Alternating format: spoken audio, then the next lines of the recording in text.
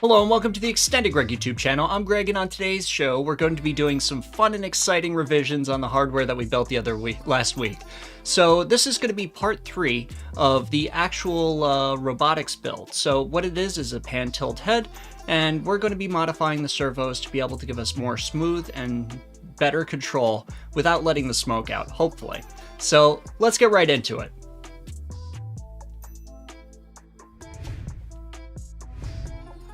So this is the code that we built last time, and pretty much it's we're going to be using it to be able to test, but the reason we didn't go any further with it was because we knew that we were going to have to change a few things.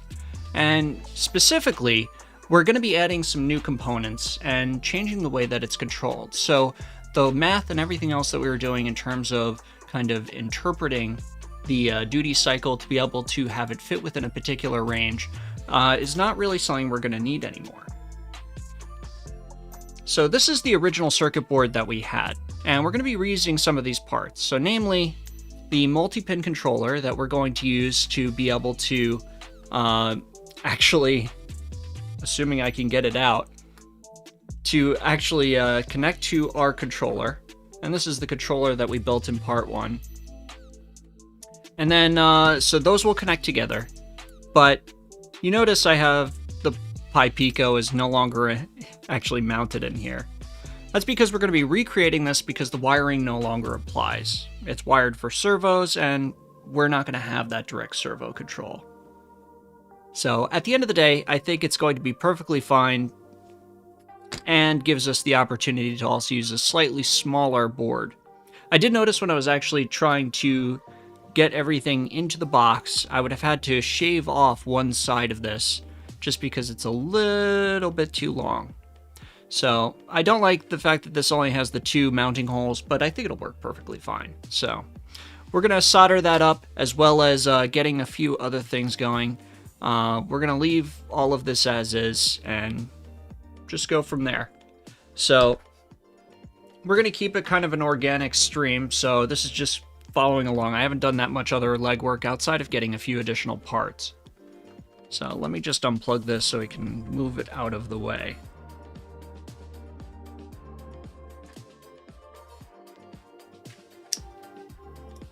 Alright, so we're going to reuse this for the battery. We're going to reuse that, but this effectively we're not reusing. So we're adding a new component, which in this case is this H-bridge. So this H-bridge is based on the, I believe it's, what is it? Oh, I'd have to look. Womp womp. The L298N.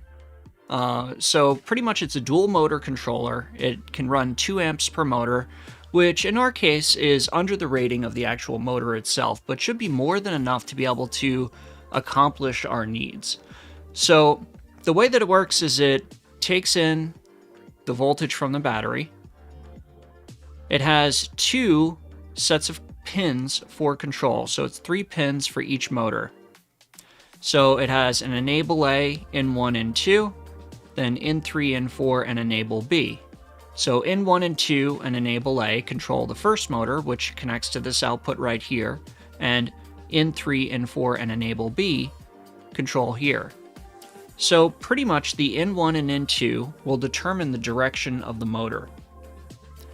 In 3 and in 4 do the same exact thing, but for the second motor. But it seems kind of weird, but for the enable pin, that's actually where we're going to input our pulse width modulation signal.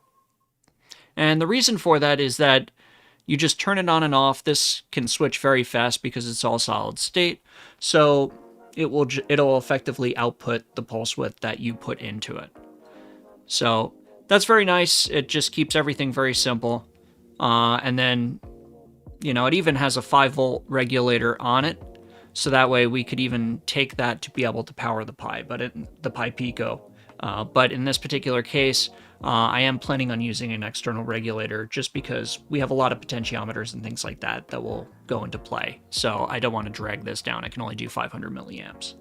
So maybe that doesn't matter. Maybe I could, but that's the call I made. So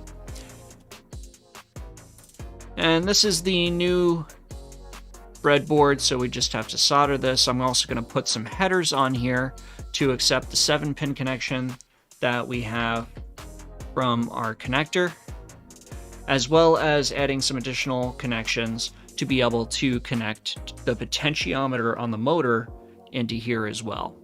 And I think that that's just going to make everything a lot easier. I like to keep everything modular. That way, if I do need to remove it or decide to replace it with something else, I'm not sitting, hunched over a very tiny box trying to solder and unsolder things.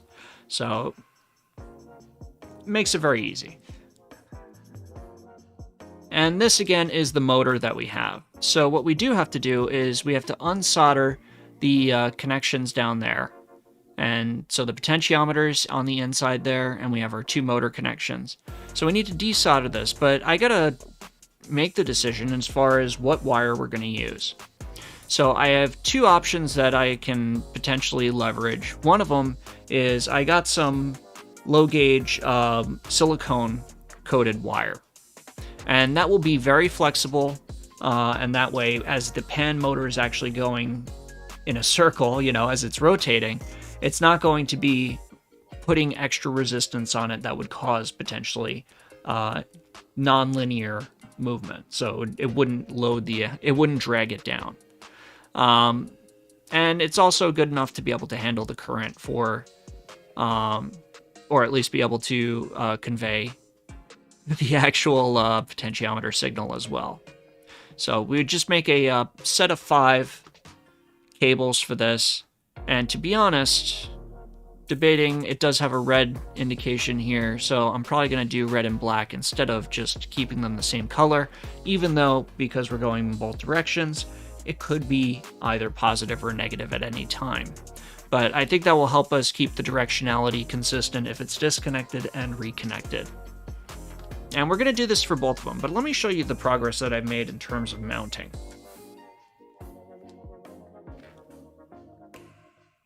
So this is where I've gotten to. So I have it mounted on the actual box.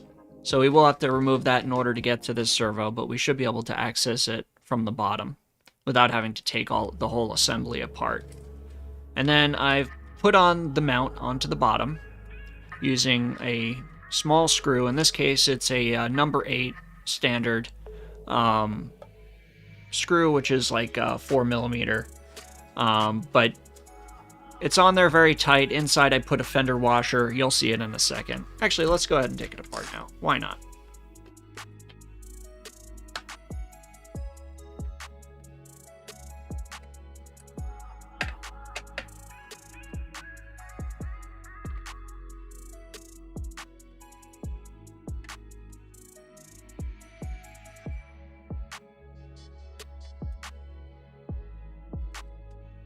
One thing I am going to try and avoid this stream is just drilling out the plastic, just because it makes such a mess. It kind of irks me. So, I do think it's should be easy enough to at least define what holes that we'll need. And because of the connections, everything else like that, nothing's going to be hard soldered. I think it'll make it a lot easier to be able to do it after the fact. So what I have here, this is actually the battery holder.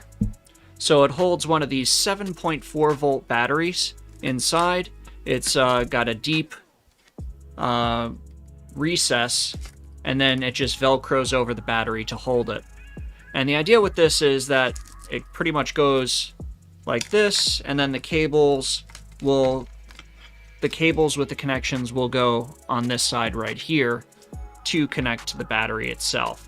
So I think that'll make it really easy. It keeps, since the battery is technically bigger than the case, it's there, but it's going to also keep it very secure. So as you're moving around or as it's in operation, it's not going to be dragging, or potentially falling.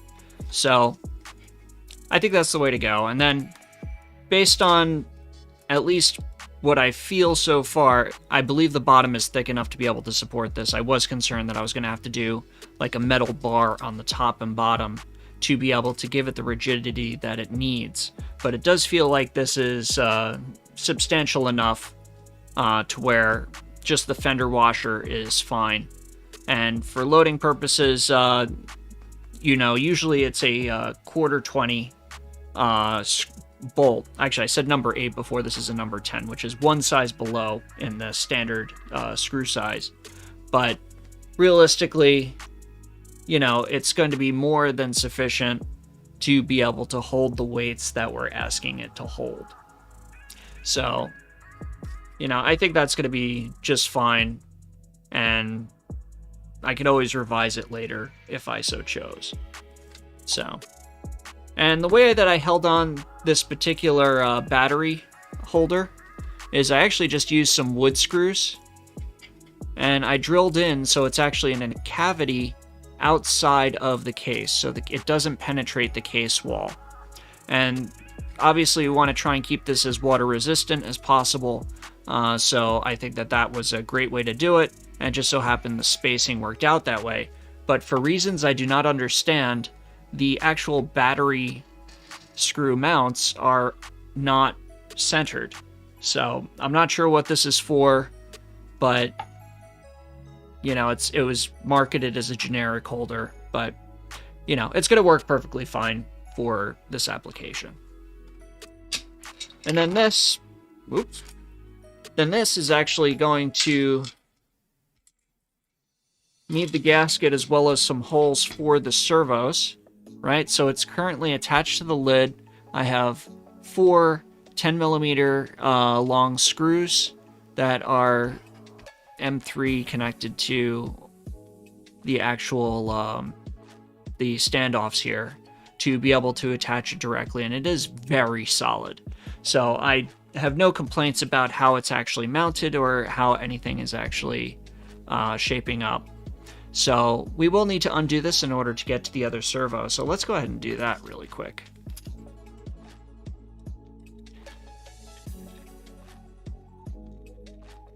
And I did try and drill these holes as close to that diameter as possible, so as they were threading in, they would thread into the actual plastic, which would make it so it's more likely to be watertight. But I misdrilled one of the holes, so now it's got an extra hole in it. So I will need to fill that either with epoxy or super glue or something to make it so it's not going to leak. But the strategy I have is I'm probably going to end up covering the whole thing with like a Ziploc bag. And the reason for that is, you know, I want it to be able to take being rained on directly. So with the Ziploc bag, it's going to protect the bearing, it's going to protect other things against accidental ingress of water. And I think that that's going to be a lot more of a safety factor. And then the secondary type of protection that it has, I think will also be icing on the cake. So remains to be seen, but we can kind of see where I drilled that hole a little offset. And the way I actually drilled this whole pattern, because obviously it's difficult to transpose, you know, this direction, is I took a piece of paper, put it over top of here, and punched little holes through the paper.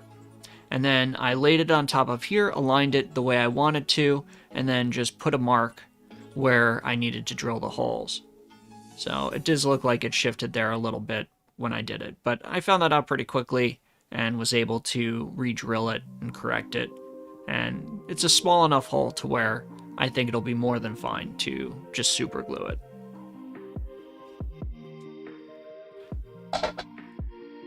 Alright,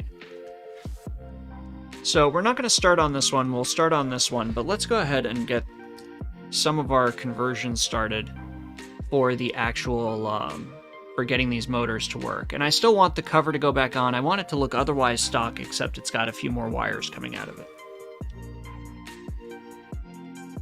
So let's get that ready. I'm just going to clear an area here.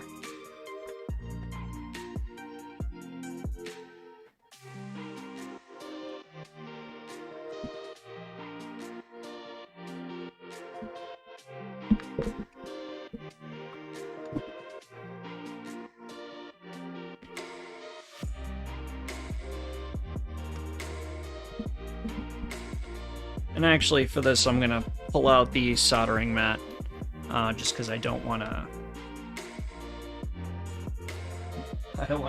start burning through things that aren't ready.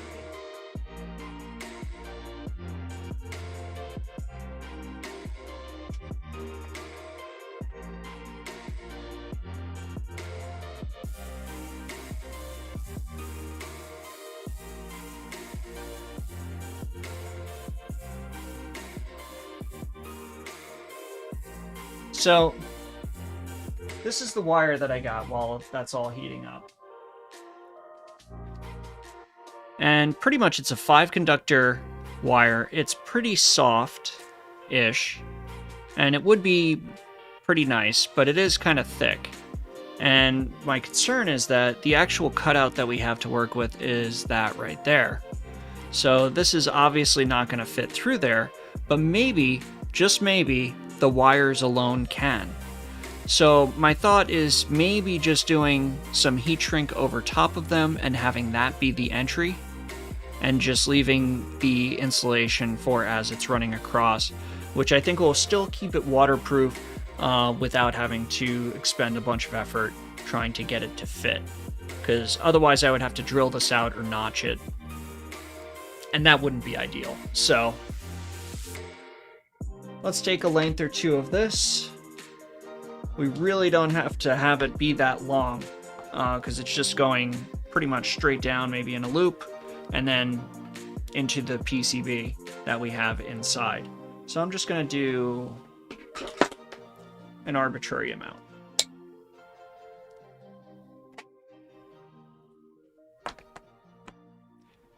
And let's get some heat shrink. Well, we could do the heat shrink after. But we do know it needs to be shorter generally. But what I'm going to choose is red and black.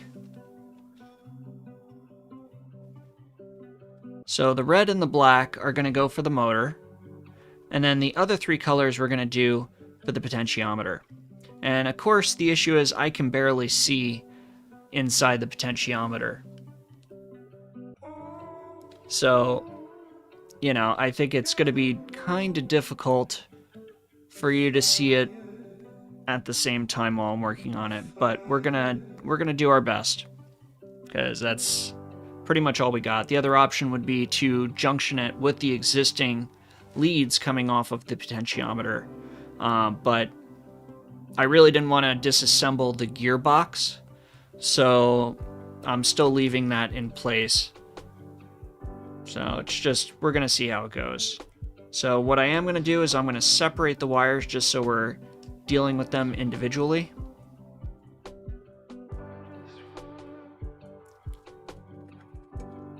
Right. Iron should be up to temp. Perfect. I'm just going to put a little bit of solder on here. And pull it off.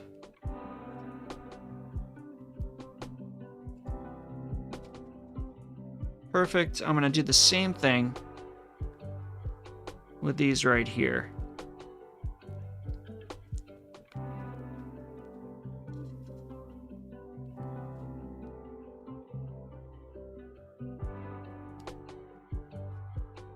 Excellent.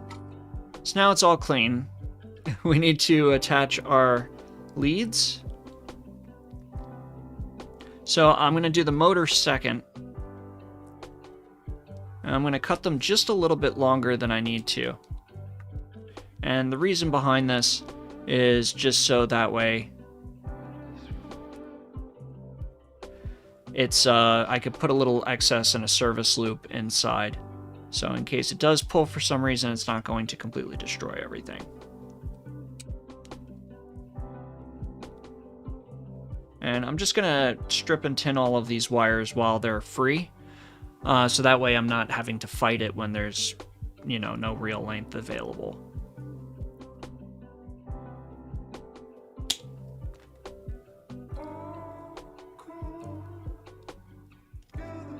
And just as far as connecting it inside, when I actually connect it to those junctions right down there, I'm just going to rely on the solder that I have on the tinning and the solder that's already there to try and get them to stay in place, because I'm not going to be able to reach in there to twist it around anything or anything like that.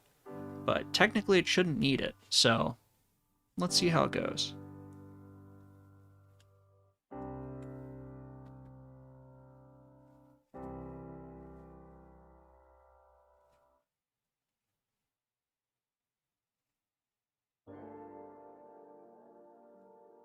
Alright, so we got our cables right here. Let's go ahead and tin these.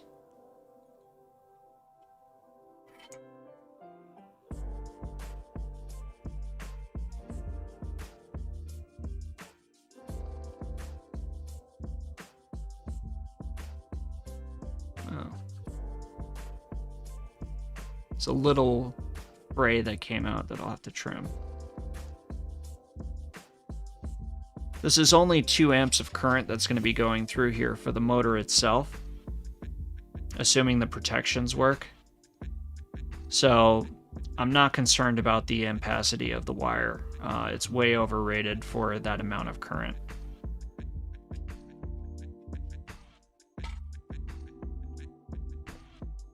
Let's see. Oh, I can see it.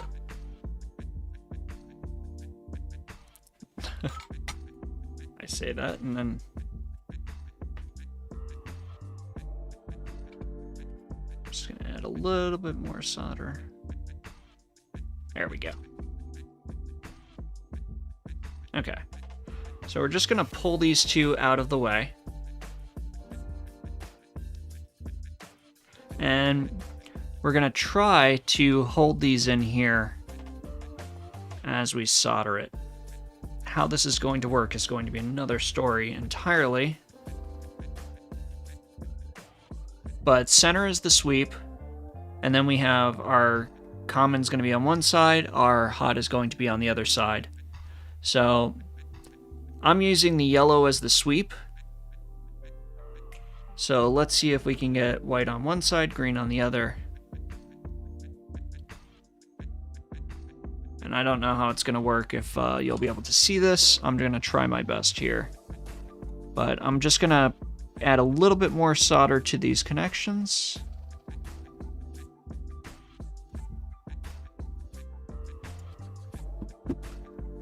I do not think that got on the actual connection.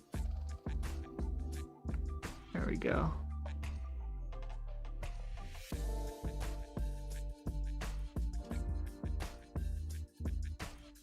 All right.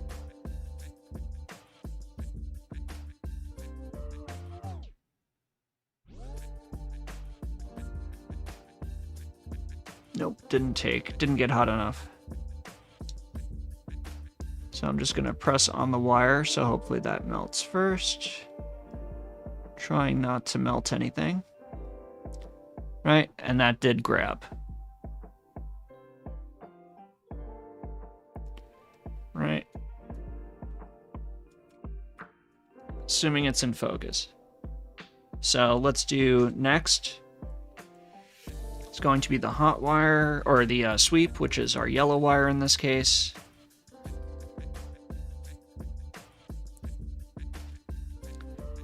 Same procedure, hopefully without burning myself or the other wires. Case on this is metal, so I'm not worried about that. Okay. That did go. And lastly, our green wire, which will be our hot wire.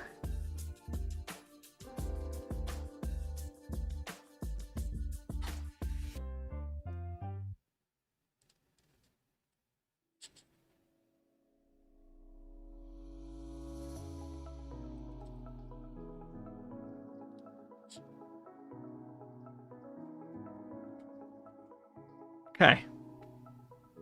No shorts. I probably should have put some heat shrink, but I think it'll be fine once it's closed up and secured.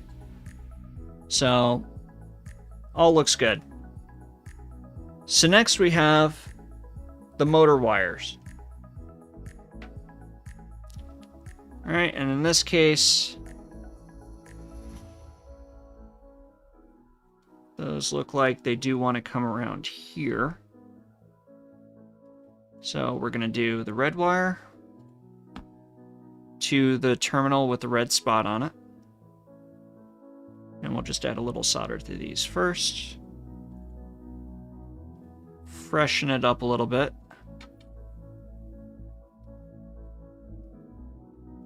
Same for the other side.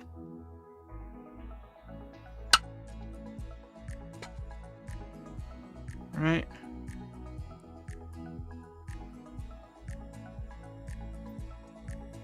So now we'll solder this together.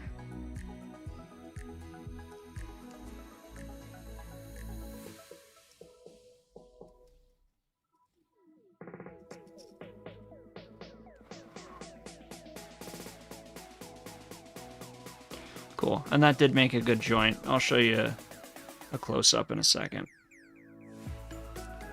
I am burning my fingers in order to hold this while it cools, so it makes it extra great. But I do tend to just try and blow on it to hopefully exhaust the heat so it doesn't completely burn through.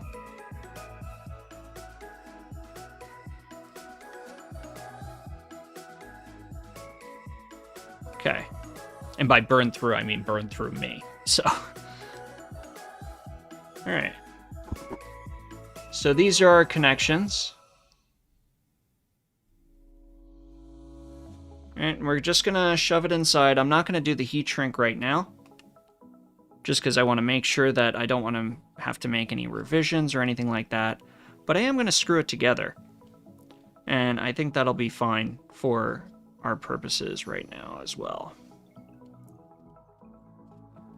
But you kind of see how it just kind of fits into the notch nicely. And I think with the heat shrink, it's going to make a really good seal. So where did all the parts go?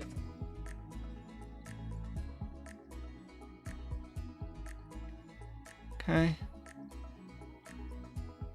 So we have this right here. And then we have our four super long microscopic bolts to hold it all together. And these also hold on the top, so it's important that if we're going to use it or try it out, we got to have this together, otherwise it could cause problems. And we'll just screw that together really quick.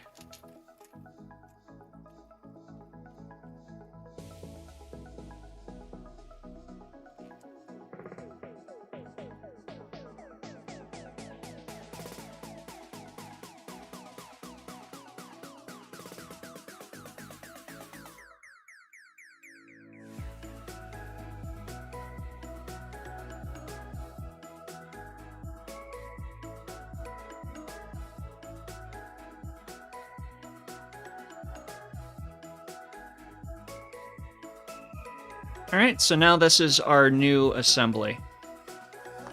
And I think that that's a lot nicer. It's going to give us a lot more flexibility in terms of how we do it, and we don't have to replicate the build-up for the transmission that's currently built into the servo, since realistically the mounting mechanism and the way the shaft mounts, everything else like that, and the fact that there's really no backlash in this is already pretty much optimal.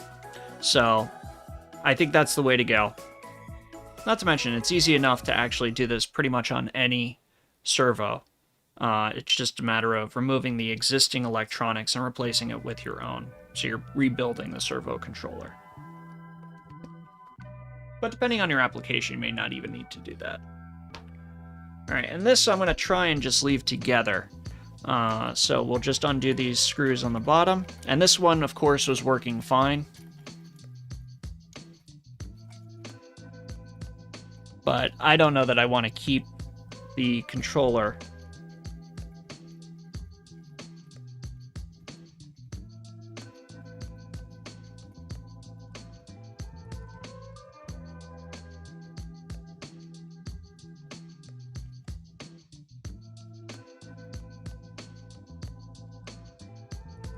And I haven't opened this up yet, so I'm not even sure if it's the same.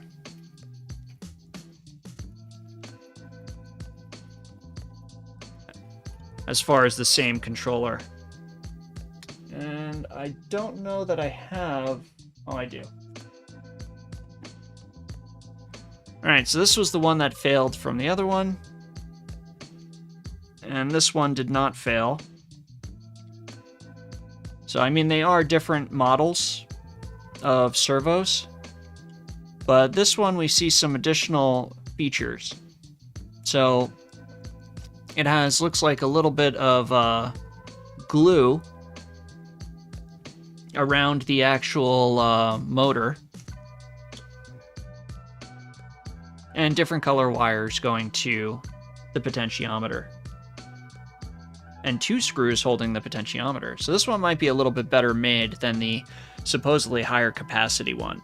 But let's just go ahead and take it apart. Gonna do the same thing as before. Right, we don't really care what it's doing. Smaller capacitor. Let's see. Probably the same driver chips. So, you know, that's how it goes. And then there's a little clear piece of clear plastic right here that's used to insulate it, because we're not putting back in electronics. We don't actually care about those.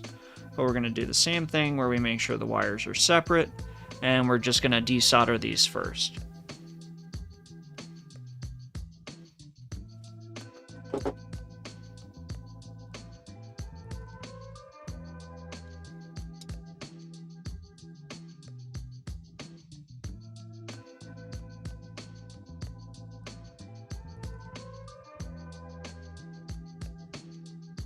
There we go.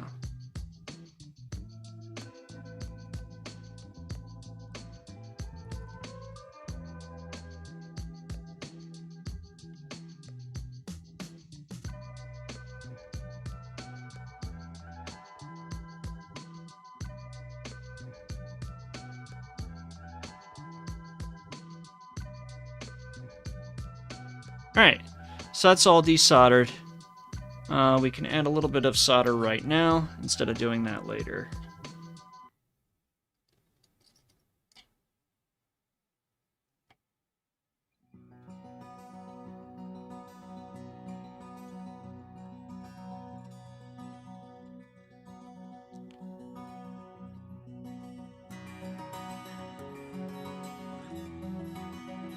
Alright, so let's cut off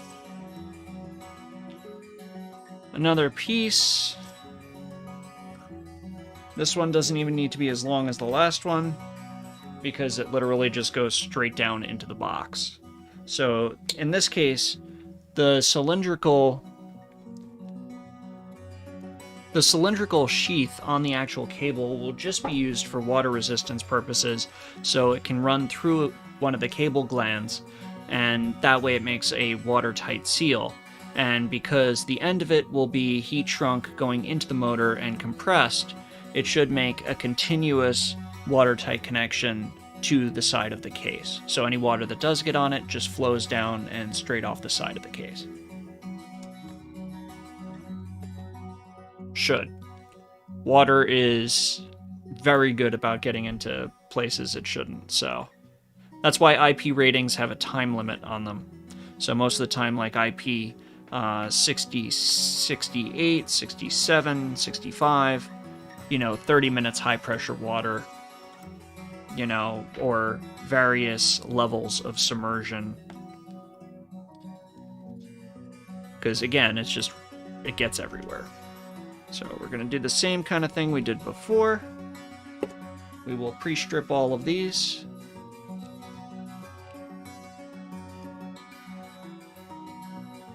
And we're going to use the same color code as well.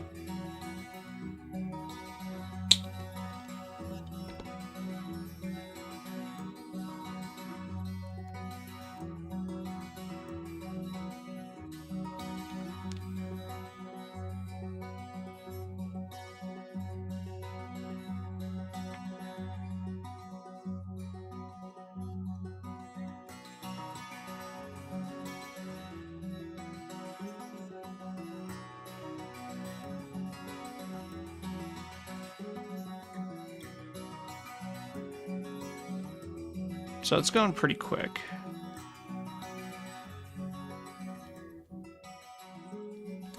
And just so you know, there is a powder actually on these to make it easier to strip.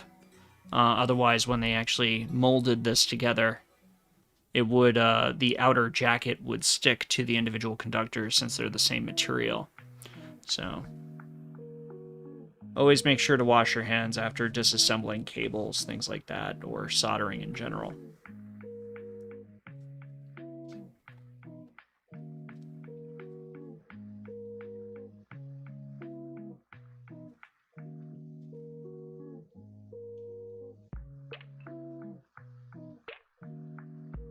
And we'll go ahead and tin these.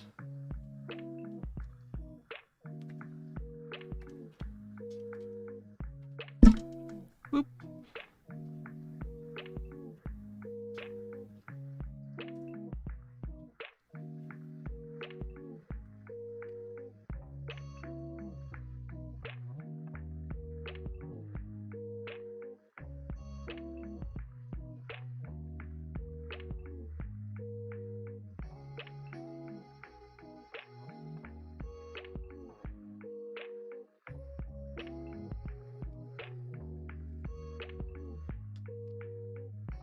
Alright, we've already pre-tinned all our connections in here.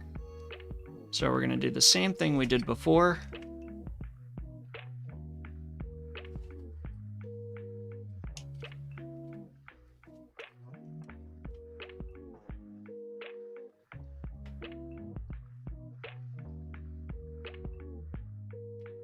And again, if there's anything that's backwards or whatnot, we're just going to correct for it in software.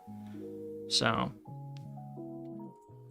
which I think is fine for this application. We just got to be consistent if possible.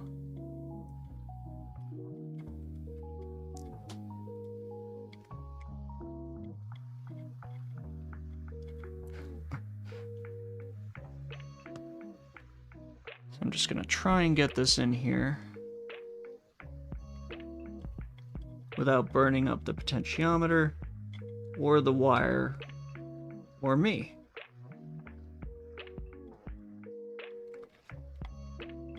Unfortunately, though, I can't see what I'm actually doing. So let me turn it like this.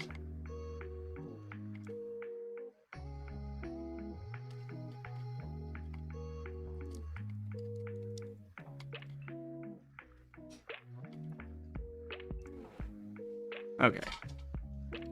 Almost started to cook the wire. Hopefully I didn't cook the potentiometer, but I think it'll be okay. We will soon find out, so.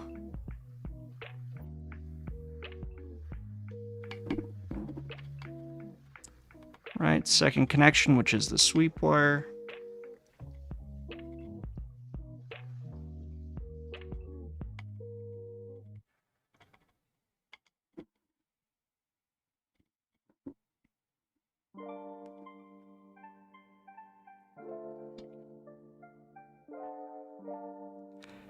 Then the hot wire.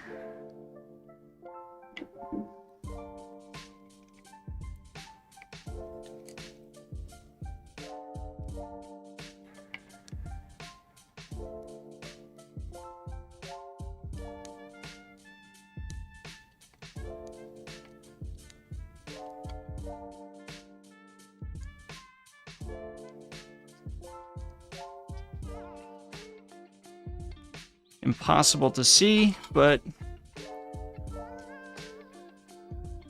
we got it. Right, so nothing shorting, everything is separated, so I think that'll be just fine, and hopefully I didn't go in the other direction from the other one. Although, I may have. Did I do it like this before?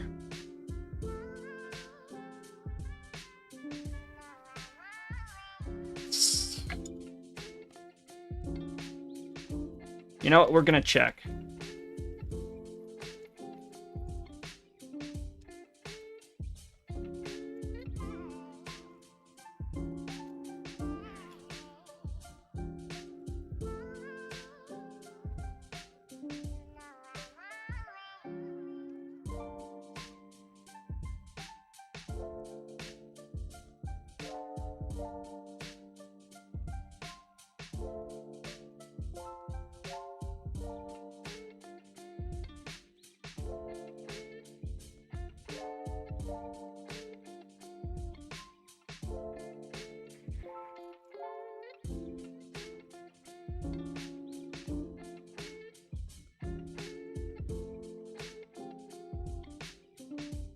Nope, we got it right.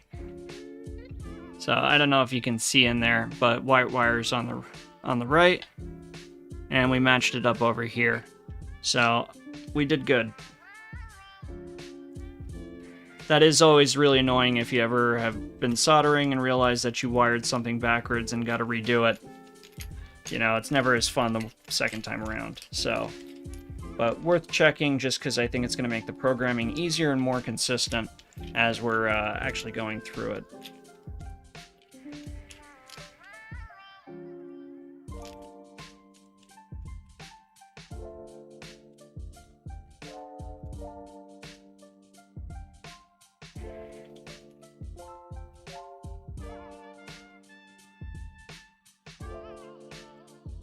All right, and let's do our 2 motor connections. Just gonna trim up these wires just a little bit.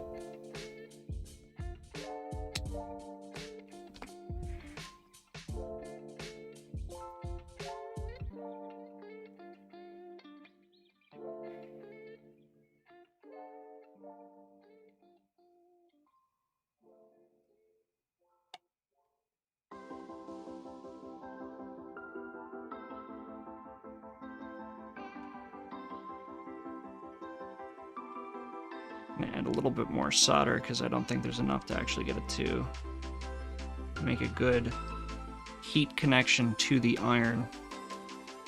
So it's just going to slowly cook.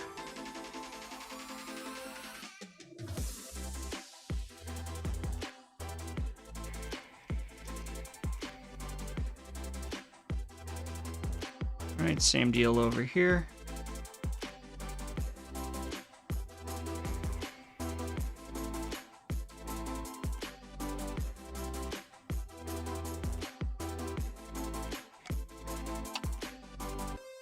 Oh, and actually this is backwards, now that I say that. The other one had the motor in the opposite direction, so we want to match the red dot, not the left or right side in this particular case. The potentiometer,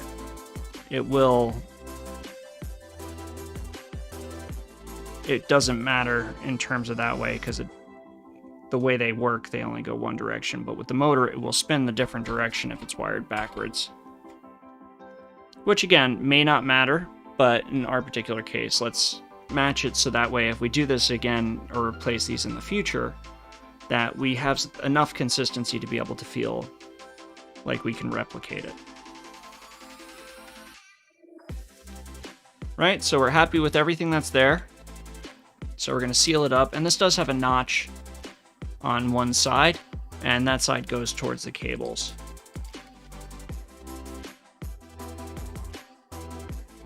We're going to make sure that we don't pinch any of the cables as well.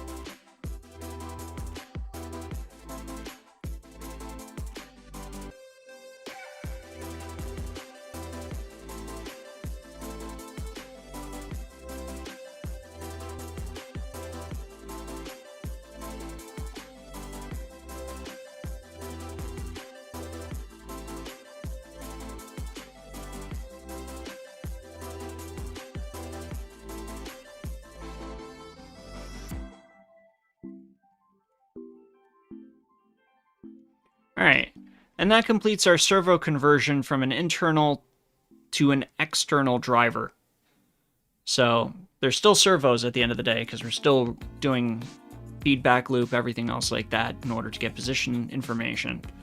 But again, it helps us to not have to replicate that buildup of the transmission. So let's go ahead and just strip this really quick. So actually, we'll wait. I want to put this off to the side. Let's start building our PCB.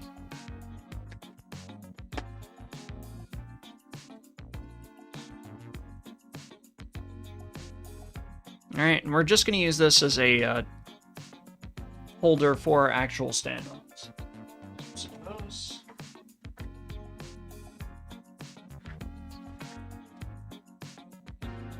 Excuse me, our header sockets here, so.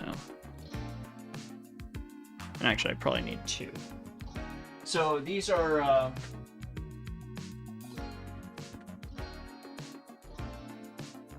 These are 40 pins, but the Raspberry Pi Pico is 20 pins. So when I do actually cut them in half, I will lose one pin. So it's not going to be long enough to be able to do both. And what I do is I actually will attach this like this, and that gives me my mark for where I need to cut it. And then I'll use my diagonal cutters. Just give it a quick clip. We see one pin fell out right here. That's what they actually look like inside.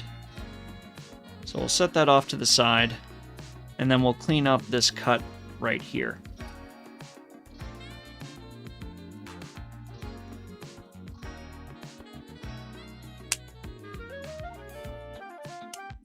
Always be careful of flying plastic. Right, but that's our cut header right there. We will do the same thing again. They're the same length, so it doesn't matter which side we do it on.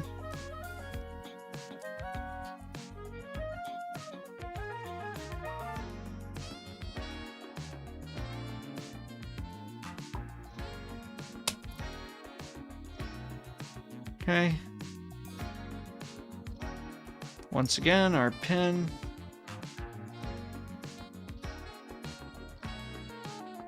Let's verify that we're on the right side.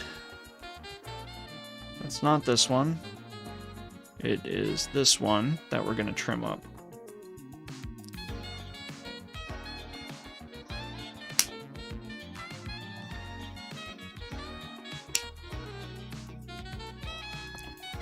Right, and that'll work right there.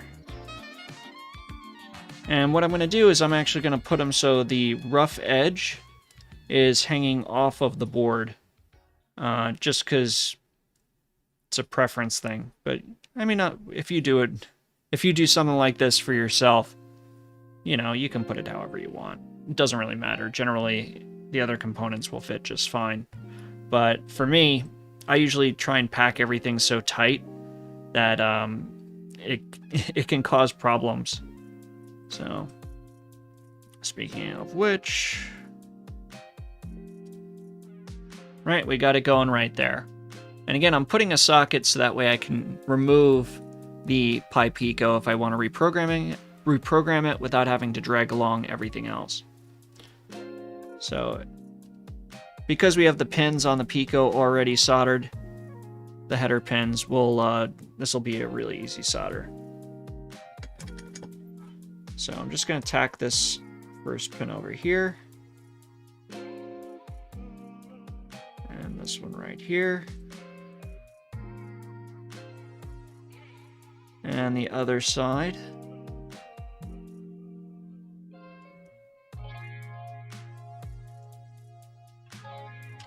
That way it's secure.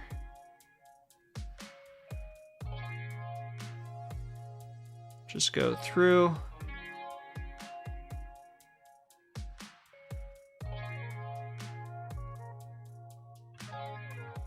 I want to make sure I'm putting enough solder.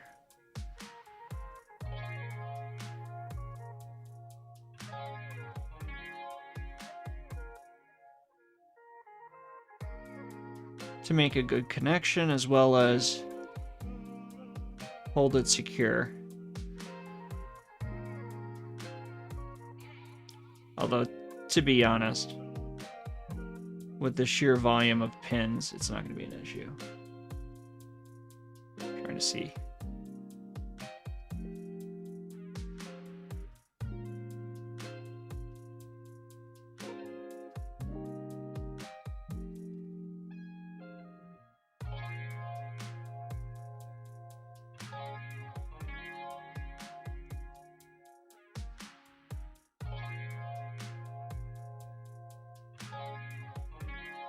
And again, don't breathe the solder fumes.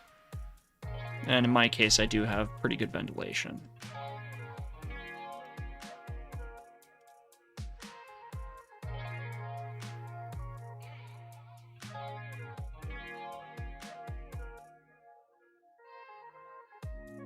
I feel like I'm hearing cat noises, so let me see if they need to come in. But we'll keep soldering along here.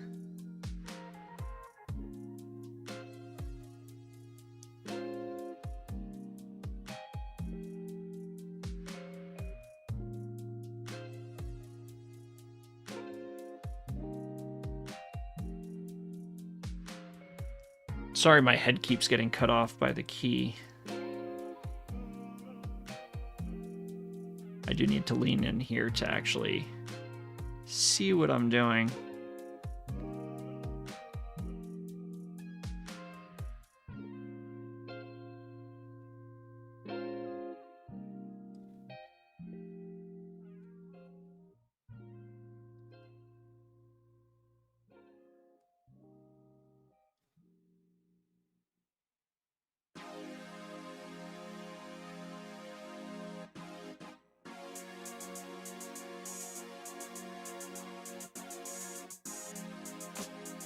Excellent. So that didn't take too long at all. So now this is well secured.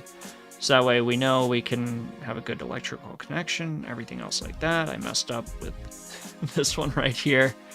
So you can see that's where the offcut is. So I'm just going to clean that up a little bit more.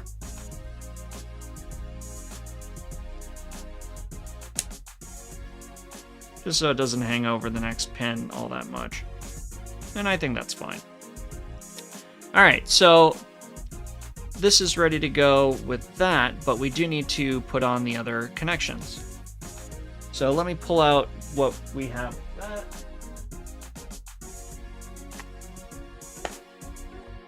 Right, and I just have one of these JST kits.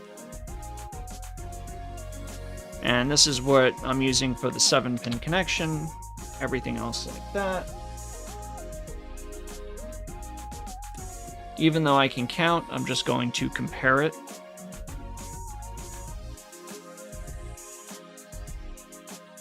Because it's a good sanity check. So we know this is the right one.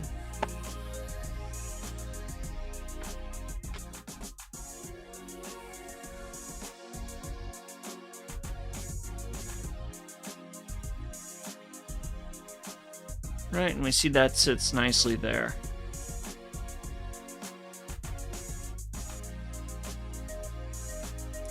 So let's go ahead and I'll put a screwdriver here.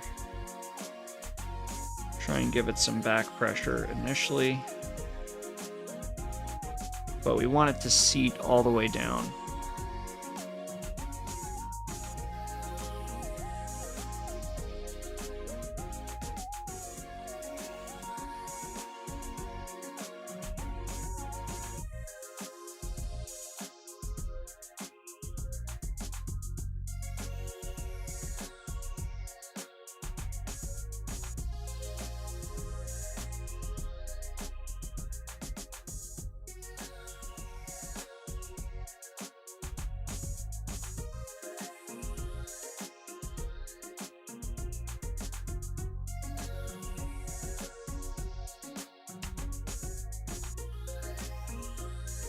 Right, and of course it's not going anywhere yet because we have to run jumper wires between here and there.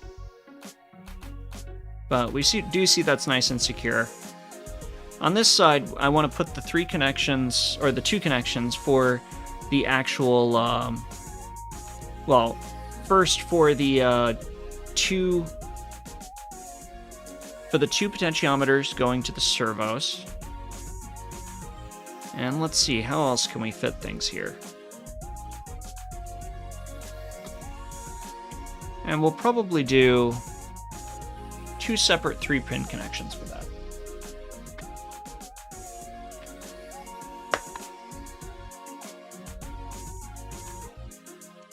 And in this case, we haven't terminated the other end, so... But here's our 2 3-pin connections.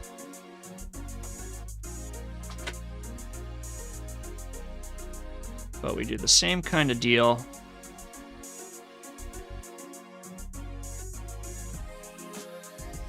I'm just going to do them one at a time. Just so that way it's a bit easier to make sure that they're seated all the way.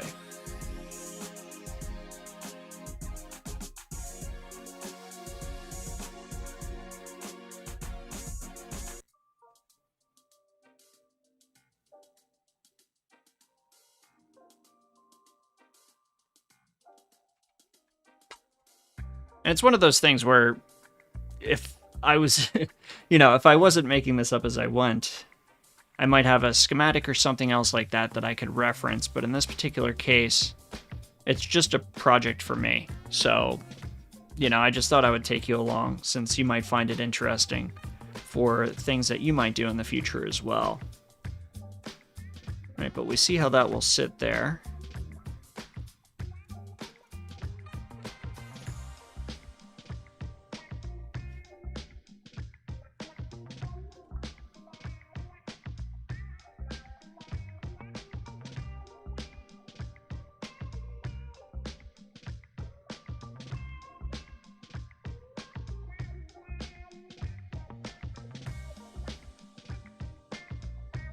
Alright, so we got both of those soldered. And I think those connections will be really straightforward. Really, we're just running power to them and then jumping them over in order to get the signal pins inside. So. And we can even pull this out at this point. Just so we can see, because we're going to have to wire underneath it. Right, and those look pretty good. It looks very symmetrical. I like the style. All right, and then we have this little chip right here is our power supply. And what this is just an adjustable regulator. You turn that little knob right there, which is a potentiometer, and that adjusts the voltage. So pretty much we're going to need to adjust this before we actually connect anything to it, otherwise we might blow up the Pi. But we are going to connect it to the actual V-bus input on the actual GPI. And if we look on the bottom here, I do want the USB to be facing this way, just so that way I can actually plug in the USB while it's inside of the case. So the two cables will be on the outside, and I can plug the USB in the middle of them. So if we look at the bottom, we can see V-bus is this top left pin, which is on this side right here. Right? So we do need to have an input, but realistically, just for space saving purposes, I actually kind of want to put this on the bottom. Right, so nothing else is going to connect to pin 20 right here.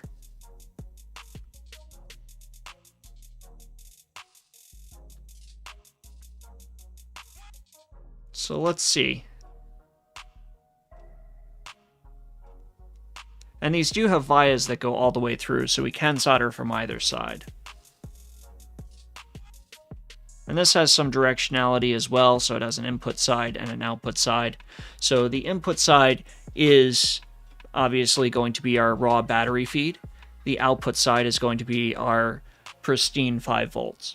So as battery level drops and changes with time, this is going to do it. And because this is a switching power supply, DC to DC buck converter, it's actually going to be more efficient than just using a regulator, which would convert a lot of power to heat.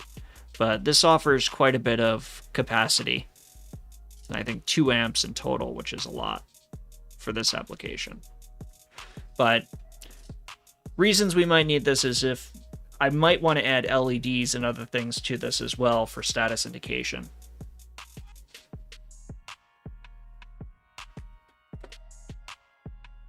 For this, just for fun, I got just this little fun pack. Wasn't particularly expensive, but it's less expensive than the actual the Teflon wire that I usually use. And considering this application's kind of just a fun little project, this is going to be more than fine, not to mention mobile. So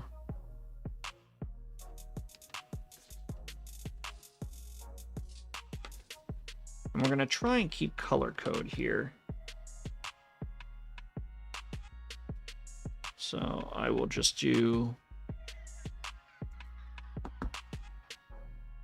And my plan is I'm going to attach it to the bottom, but I'm going to just put this in a little piece of tubing just so that way, you know, it's not going to touch anything since it's going to be kind of free floating in air. You know, I want it to at least be able to have a chance of not shorting out against that bolt in the middle. So.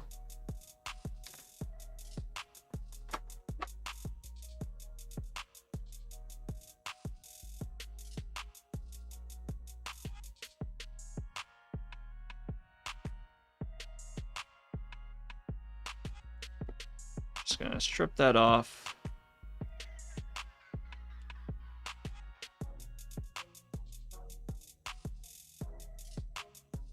All right, we're gonna do the output side, obviously, because, well, maybe not obviously, but we're doing the output side because we're gonna be connecting it to the Pi Pico. But the nice thing is that this will actually protect. On the other one, we actually were using one of the circuits, one of the traces, excuse me, on the board in order to convey our 7.4 volt. And while that isn't a bad thing, you know, it is certainly something where I felt I could be using that for like the 3.3 volt bus to connect to all of the other junctions. So it made more sense just to do it this way. So I'm just gonna quickly solder these. Right? So double confirm the polarity, out plus, out minus. I'll zoom in here, hopefully it focuses up. I am zoomed in. So I will bring it to you.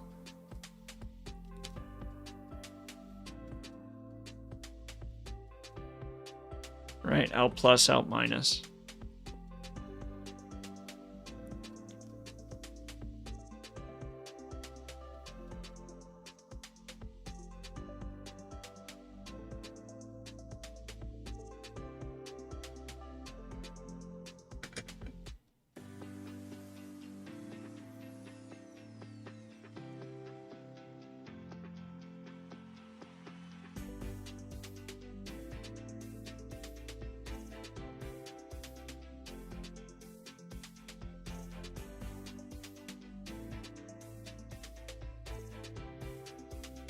Right, got a good connection there.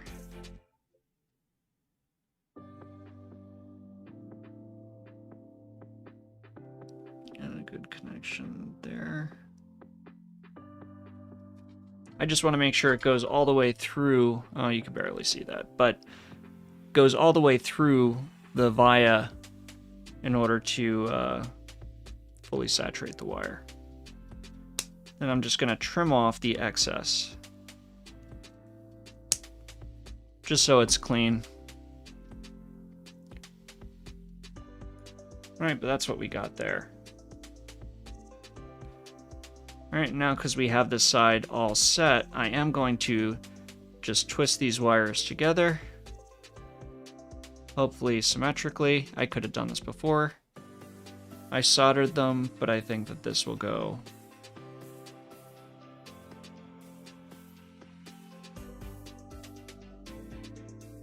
Oh, that looks terrible.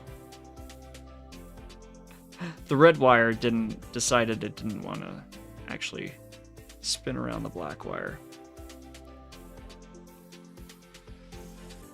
And this is high temperature silicone wire, but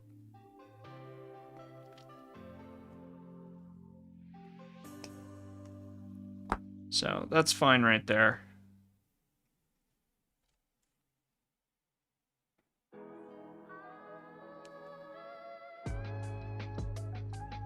Just gonna trim up these ends a little longer,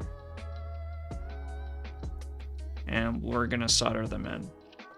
I know I have everything else going through connectors, but in this particular case, because this is the power source, this is not the thing you want to come unplugged.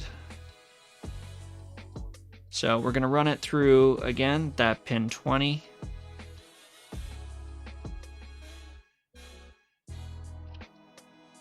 And then we're also going to junction it with the negative bus, which is the closest one next to it.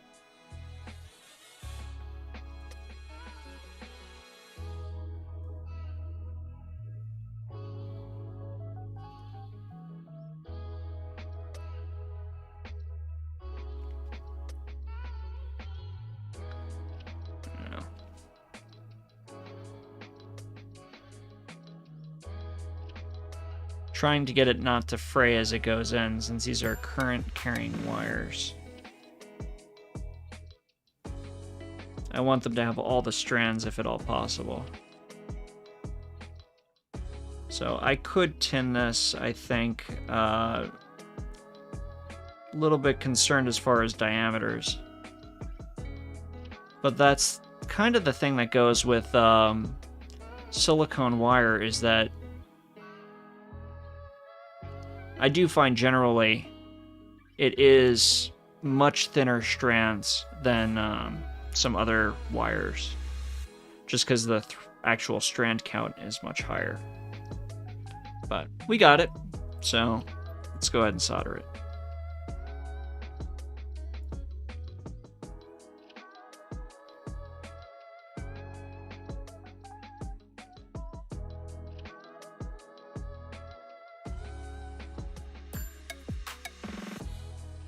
Perfect. And we'll trim that up.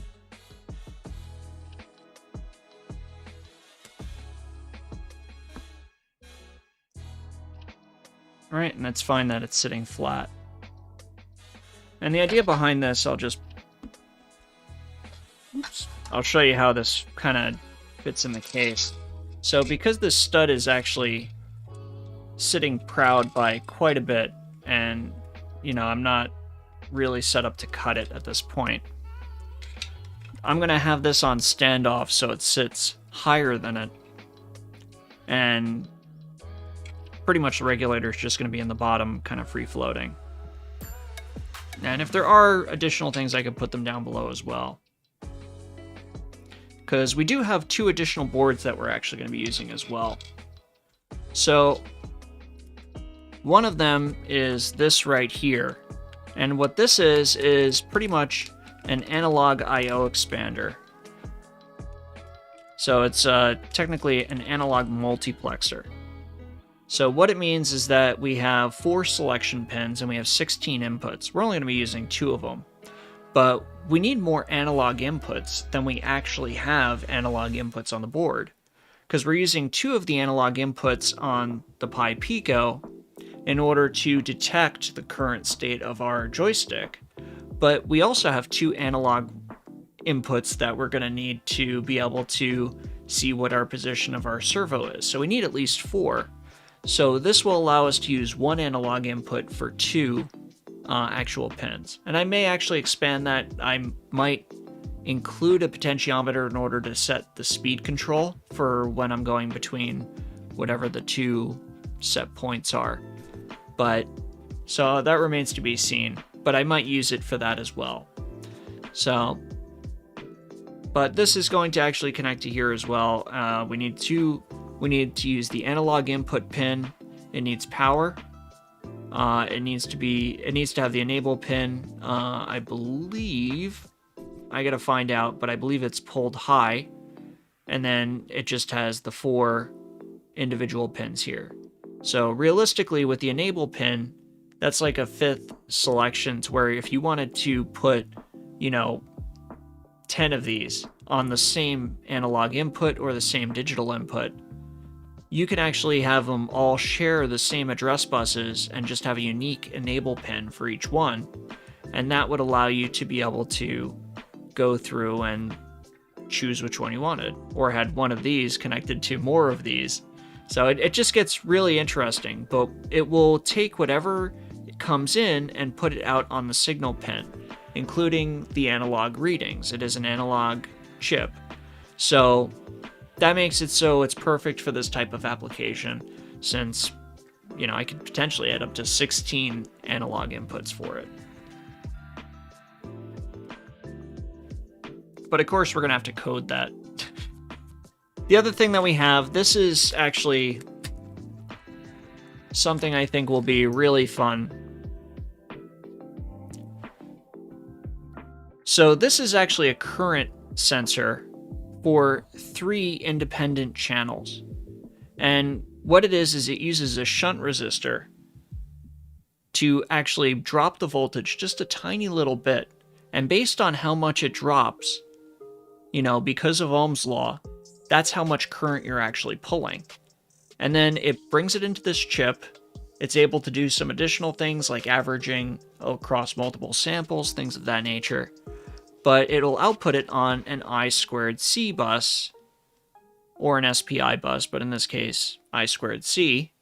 And then it will tell you voltage, it will tell you current, all pretty much anytime you ask. I think I found a library that is capable of doing this with MicroPython.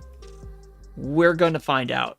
Otherwise, potentially I'll have to write it, which is not going to be a today thing. But we're still going to integrate it as part of the circuit. I don't know if we're actually going to look at it today or if we'll do that tomorrow on tomorrow's stream. So those are the fun toys. That and the H-bridge, which I showed earlier. So let's quickly wire up our other side of this just so we can actually get some power into it.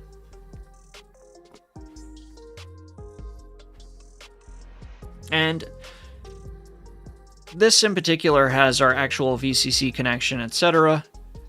How do I actually want to get this to connect to drive our Pi is really the question. Because something else is that this has this heatsink, and inside of the case, and this is kind of me figuring out stuff as we're talking here. You know, this obviously needs to fit in here somehow. It could go something like this. This can go on top, you know, and make like a little sandwich. Another option is to put this in here, mount it, and then have this attached to the top, you know, upside down. The idea being it just kind of weaves in, so I'll show you on the side here. So they fit next to each other, but not so close that they collide as we're trying to assemble it. But I think this might actually be the play, is doing it upside down like this. Because I think we'll be able to get enough standoff distance to be able to do it. Maybe.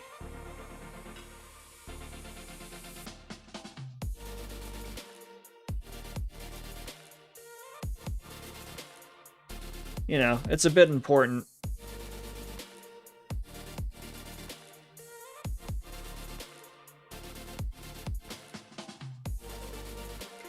So, whether it goes on the bottom, whether it goes on the top, who knows. I'm kind of concerned about these pins right here. And what we might end up doing is just making another connection for these to be able to accommodate it.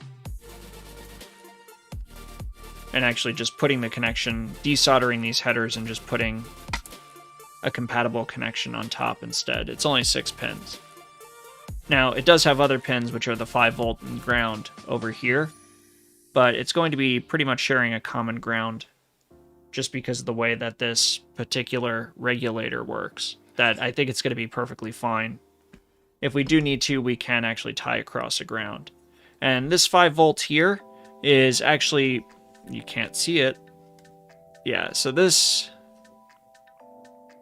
5-volt here is actually an output if we wanted to use it. Again, we would probably fit within it, but I don't know that I want to use it for that, so.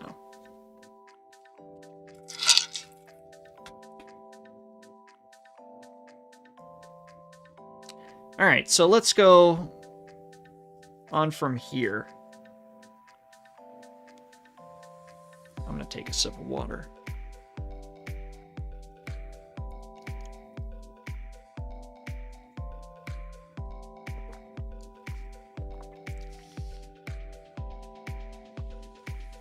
So there's a few things we definitely know, which is we need to connect these two over to a to the hot side and a ground. Same thing on this side. And we need to make our pin connections. So that's the bare minimum that we got to do at the moment. So let's get ready for that.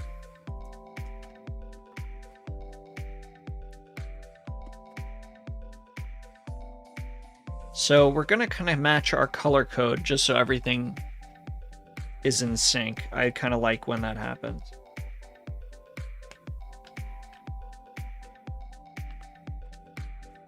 So for that we had white,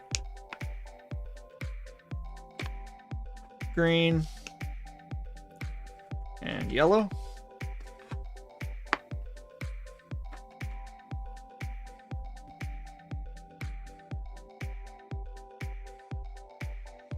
I don't know how nicely this is going to sit down to the actual board. Because again, I usually use stiffer wire specifically for this so I can kind of bend it into shape. So we're going to find out, and it's going to be exciting. It's going to be great.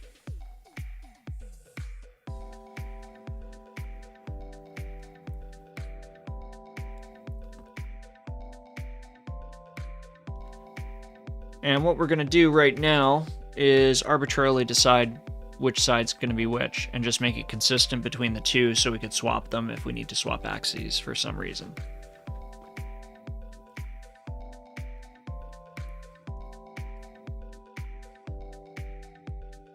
Alright, so I'll do, and I'm actually going to leave a little space over here. So we'll do the far pin will be our common. Solder that in.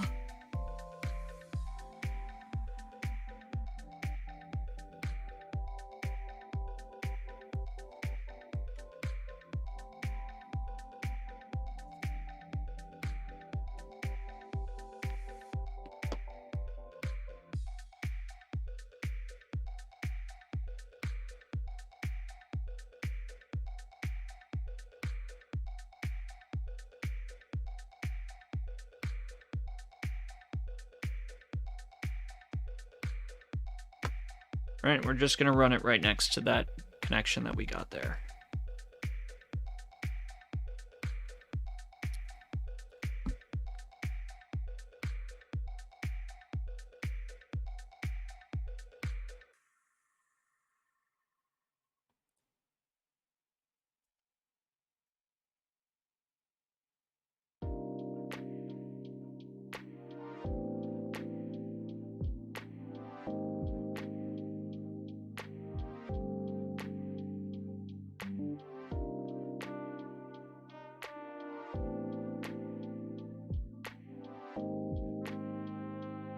We heat it up too much, it's going to desolder the connection next to it.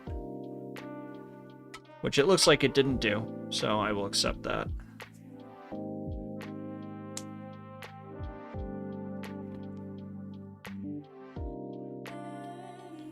Alright, so we got one connection here.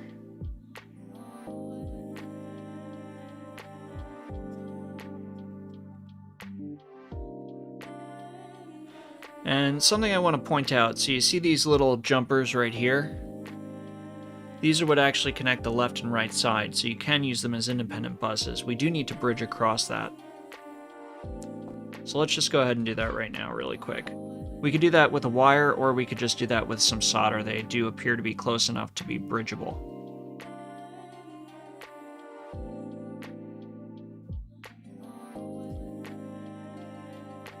Unless the mask is hurting it. Let's see.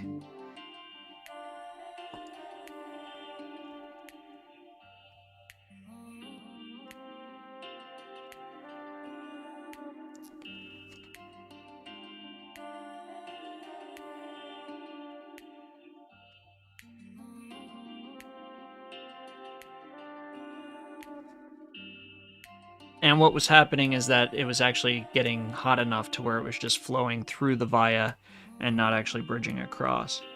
So sometimes more heat does just clear up those kinds of bridges if you do have pins close together, and or if you're just getting started out with soldering. That tends to be how you get it to just clear up on its own. The flux will actually take care of it.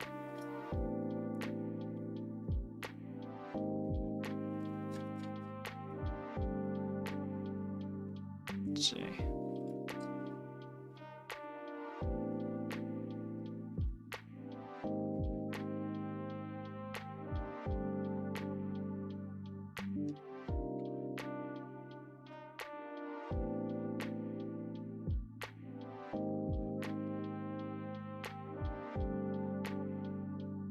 And again, the other option is to put a wire in.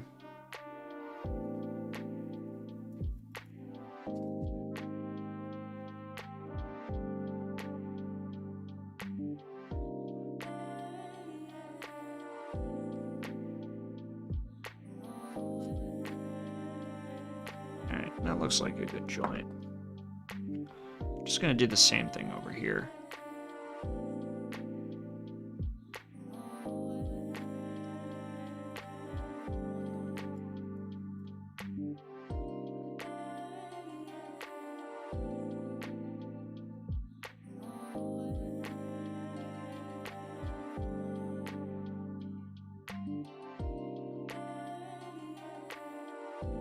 There we go. See if we can get this side now.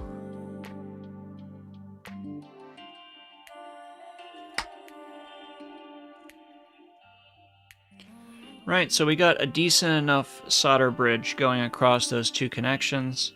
We did both sides just because we are thorough like that. And we see exactly how the traces go. Right, so like 2 interlocked horseshoes.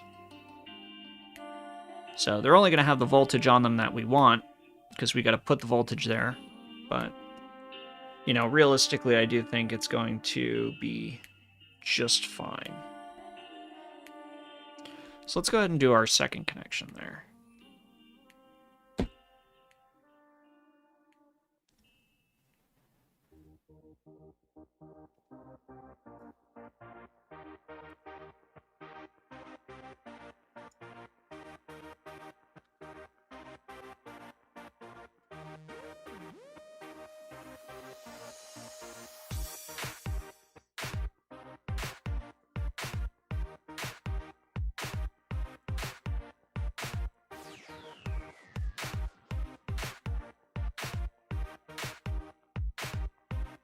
This will go right next to it.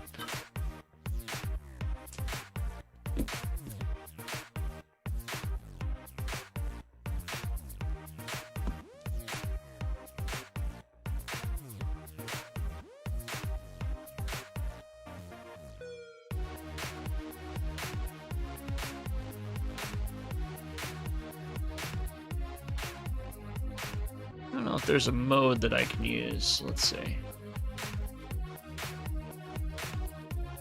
Oh, that's not it.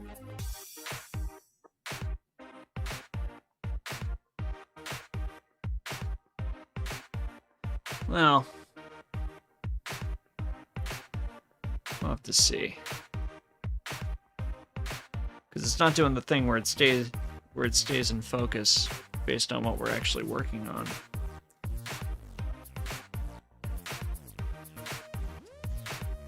Which is a bit annoying, but at some point we'll get it all figured out. With this new camera that we get now. Right, so we got this going over here. I made the other one a little bit too long, but I think it's fine. It's going to carry the current just fine. Alright, next let's do the other pin. Actually, let's do the...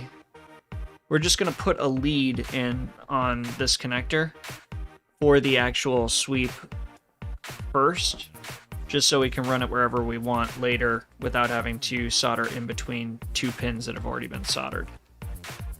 I think that'll make our life a little bit easier.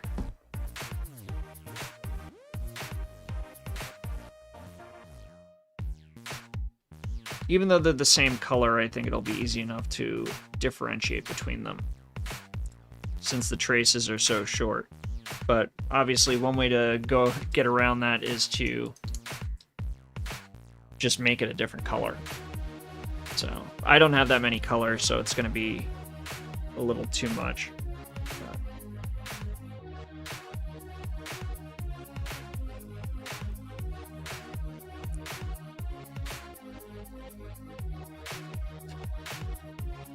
And of course, between these connections, we don't want any solder bridges.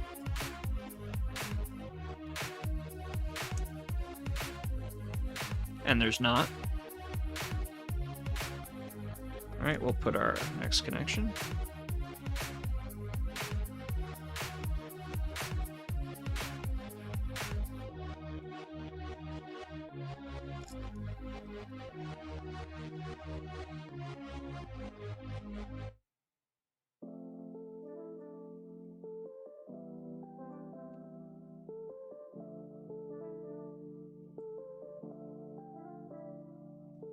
can't even see it. Okay.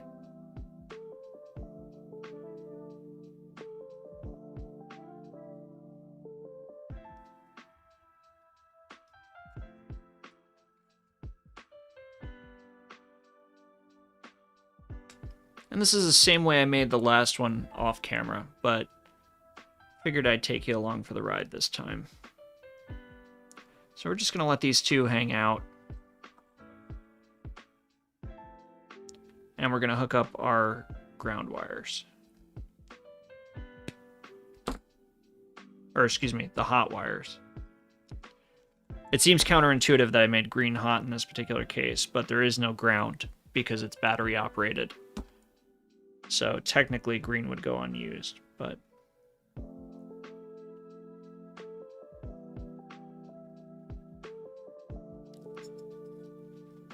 Right. Once again.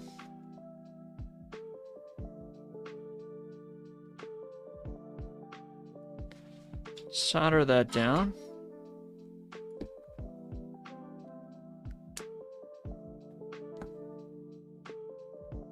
All right. Just gonna get the other one landed to that third connection.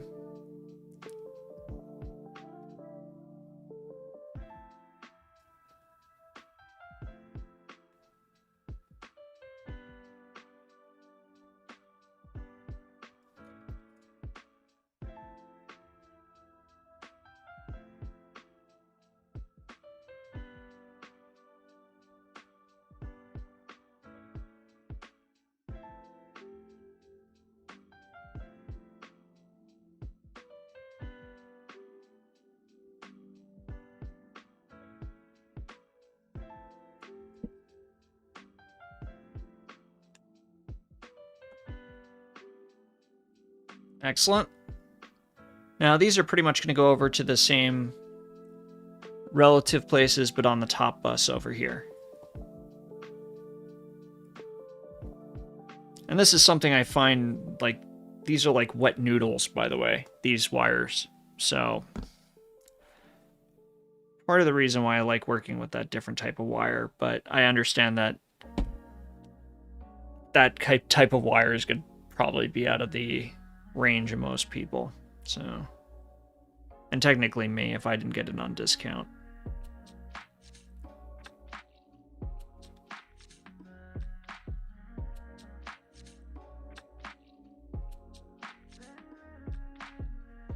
Just gotta watch out for the sales. Just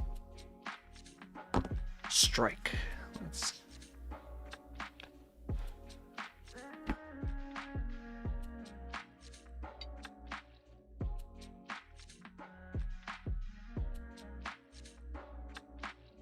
Right, they're going right next to each other anyway. And that goes to our positive rail. And that's going to be our 3.3 volt positive rail, not our 5 volt.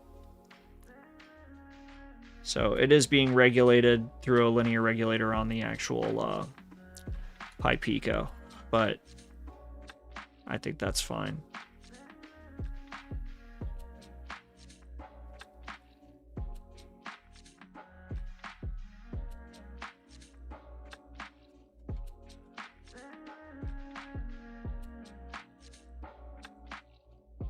All right, let's try and smush this all down, so that way it's low profile. Because obviously, you know, I don't like it as well as the other wire, but you know, I think it'll be more than functional. And once it's all connected, I don't think it's gonna be an issue for anything. So, you know, I think it'll be good. Right, let's do the other side.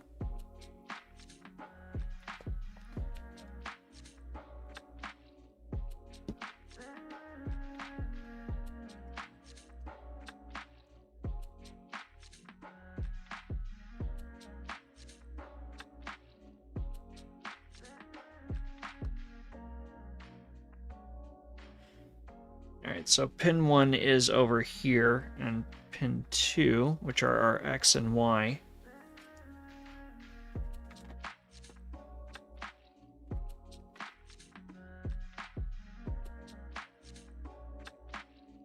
So on the other board,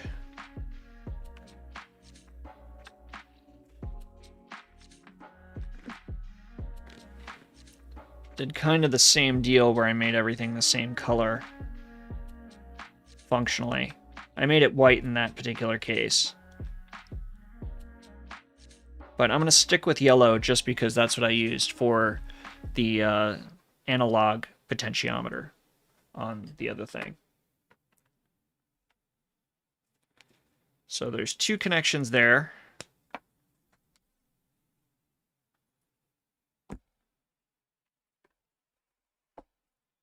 We're going to have the same thing with power and ground.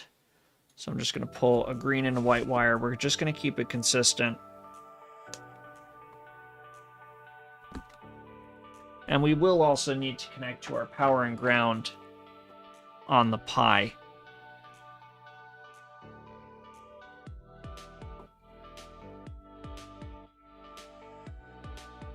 Because obviously we've hooked up the power pin here, but we didn't hook up a ground connection to it. So we need to make sure that that's set as well.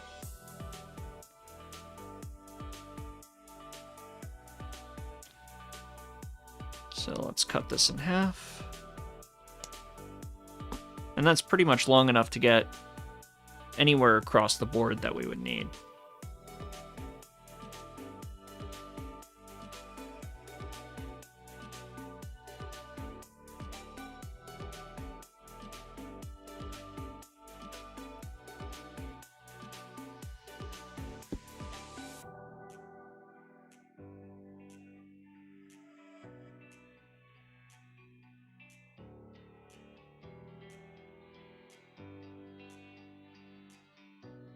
So pin 1 and pin 2.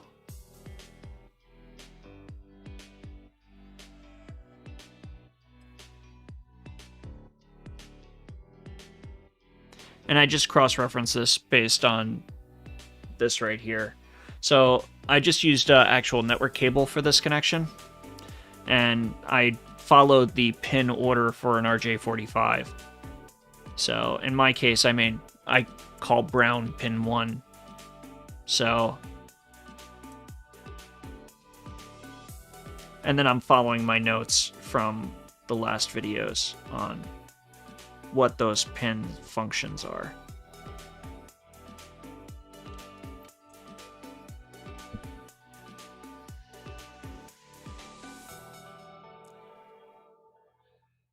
But again, it's just, all of this is arbitrary just based on what I want it to be.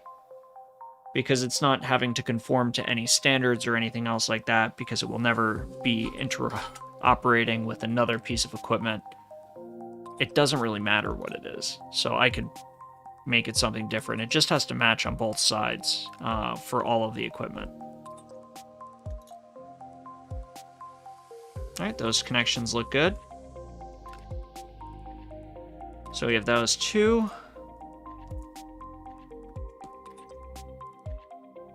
Let's go ahead and get our power and our ground.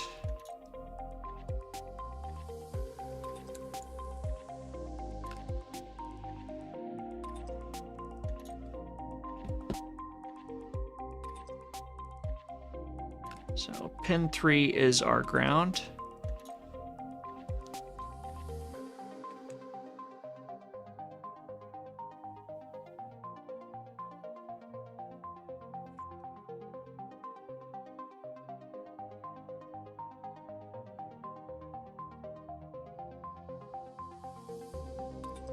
And I'll show you something I did these bridge over connections just because I wanted it to be able to carry higher amperage to the servos initially than the board traces could provide. But now, because everything that we're doing is going through that external H-bridge driver for the high amperage stuff, we're only carrying signal currents, so we don't have to do any weird stuff like that on this. So that's one advantage of doing it this way. I think it's going to just make things a little bit cleaner and at least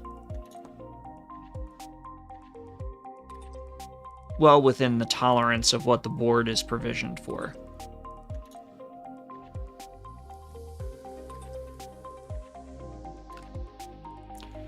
So let's actually do our power connection as well.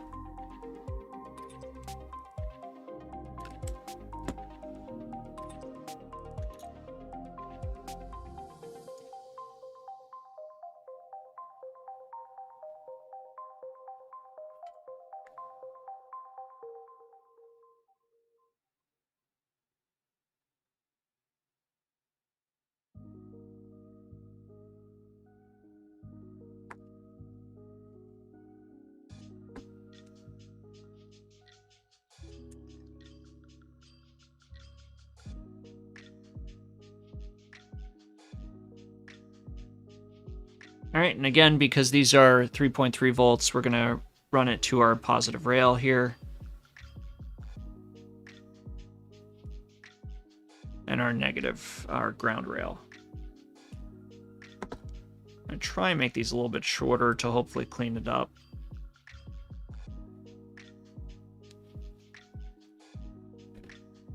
Because if we did have to run it to a different pin, we would just actually change out the entire jumper.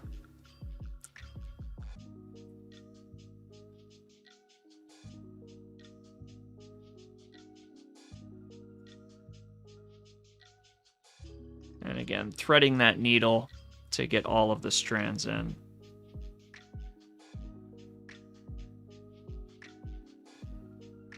And I'm just going to go ahead and solder this one instead of waiting for the other one, just so it doesn't get messed up.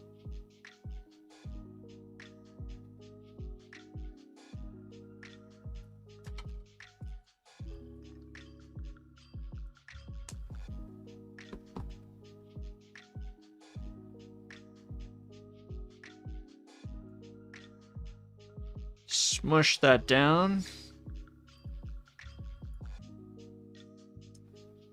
All right, we'll run our white wire over to the negative. And notice on, the positive is on the outside on this one. The negative is on the outside. So, same concept, a little bit different.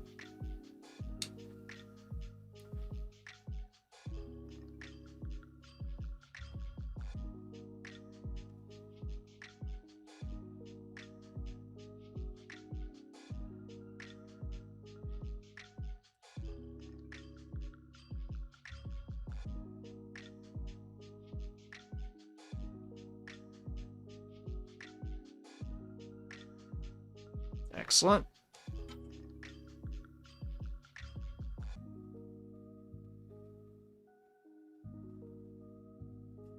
So I got that. That's perfect. It's coming along.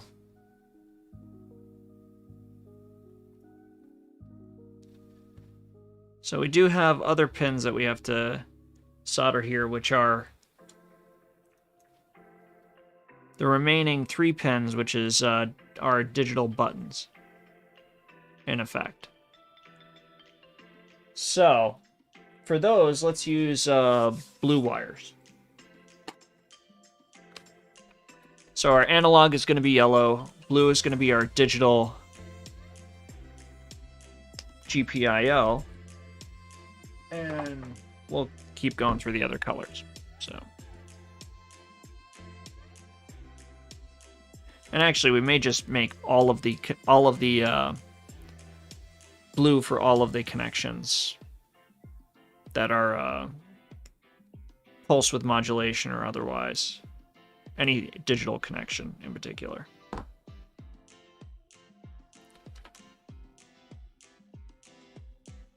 This is a nice light blue.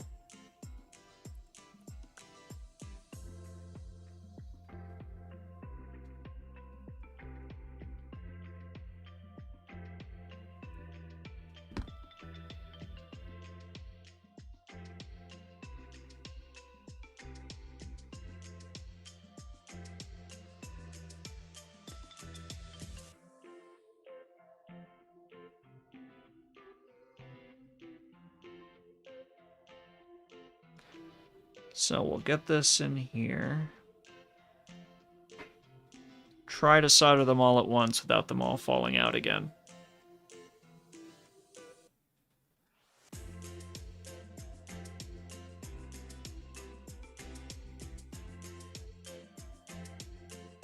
Oh, that's perfect.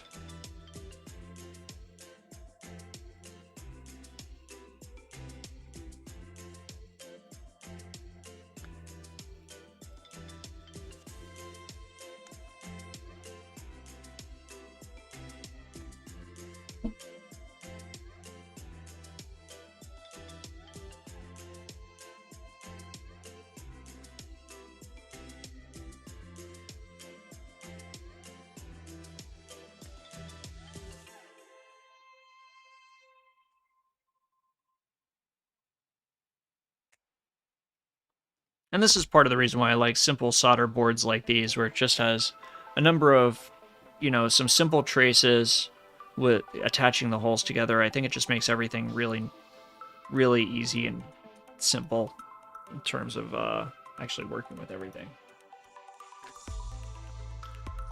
Now, let me see.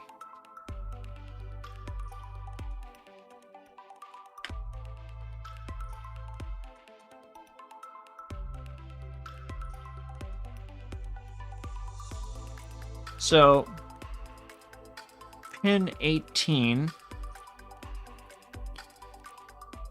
right, is pin 4 on this.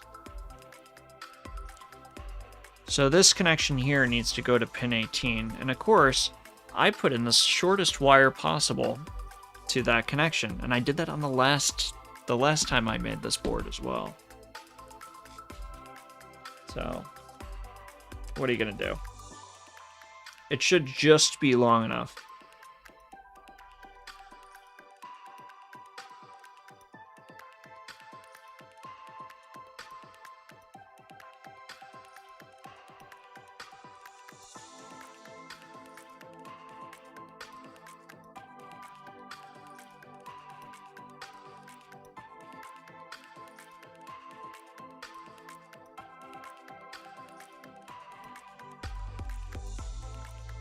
Doesn't make it easy on myself. Right, so we match it up. We look, that is GPIO 18. Let's flip this over.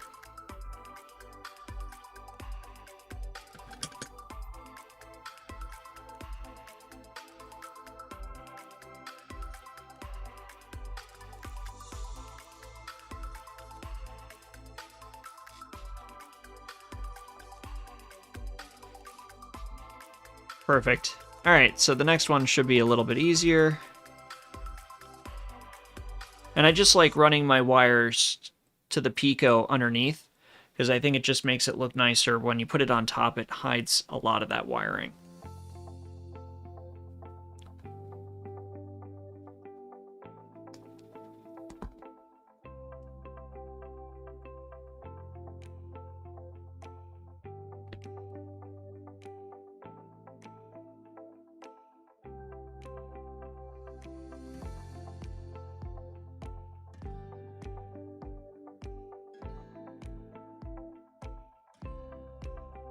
Actually, can I fit this in that outer hole?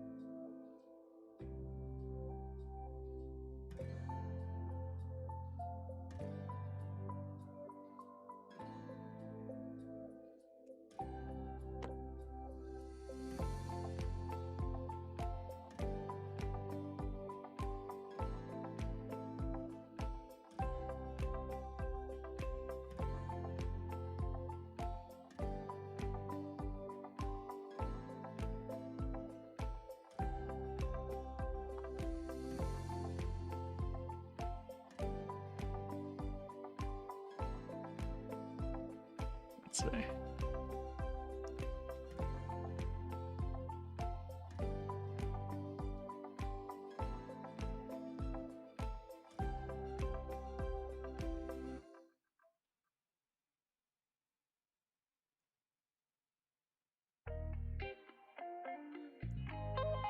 Want to fix one thing here. I noticed there's a little sliver of wire that looked like it got in there.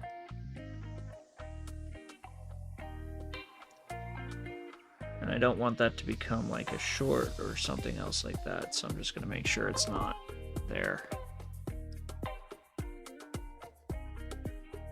Alright, that looks pretty nice. Let's solder that up.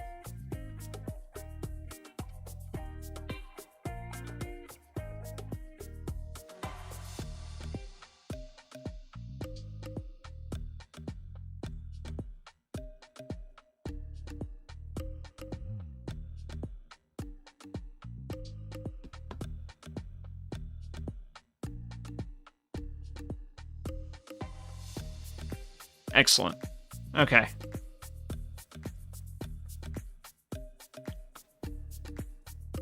We can smush that back down.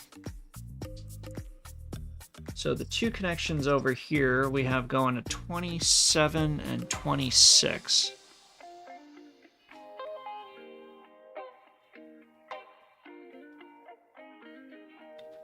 Right, which are A0 and A1, which are right here.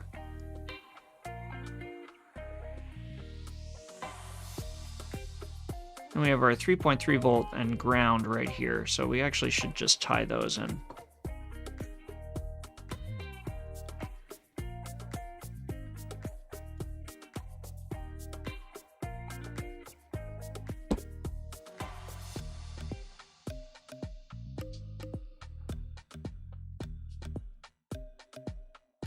Right, that's our ground is our third pin.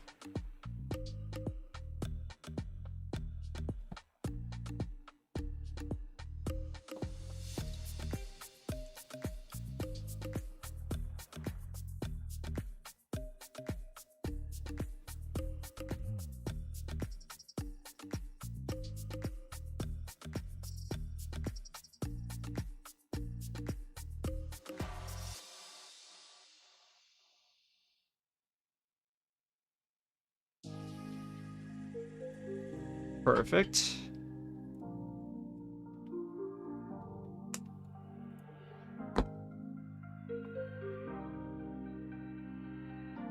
This one's going to be ultra short.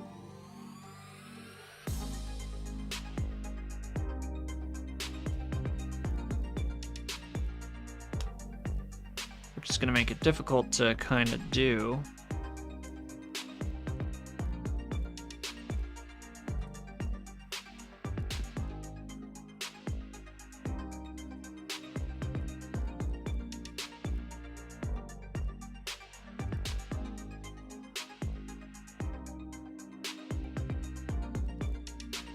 Right, our negative is on the inside.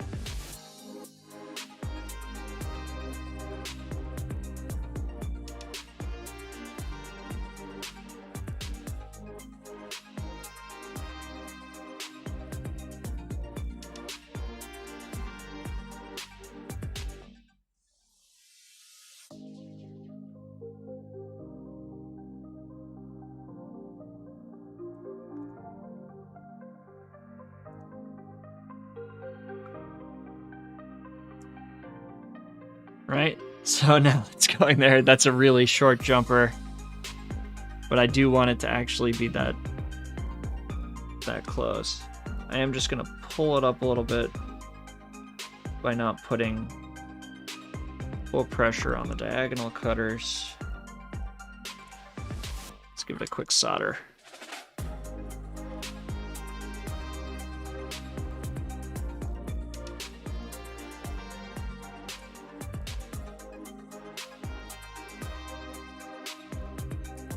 Right, so that's our ground connection.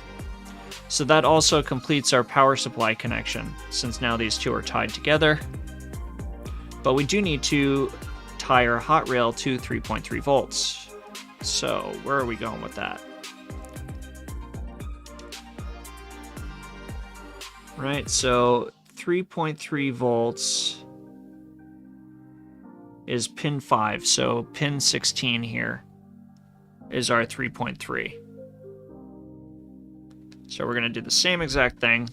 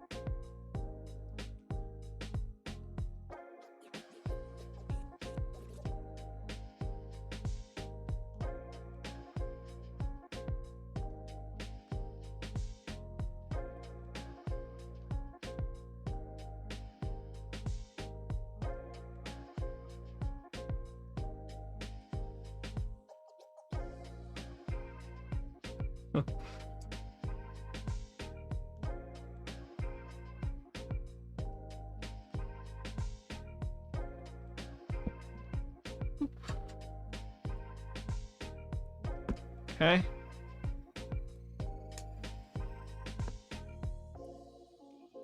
Same deal with this one. It's going to be another short one. So I'm going to try and make it as close to the right length as possible, just so it keeps the board clean.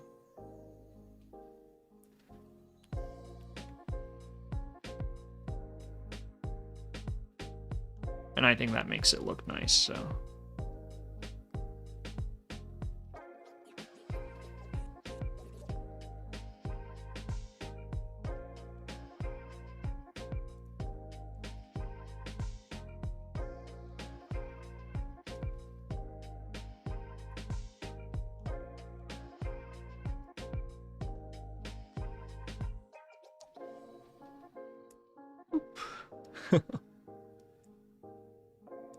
Right, so you see it there, sitting flat. I'll do the same thing where I just tensioned it up a little bit.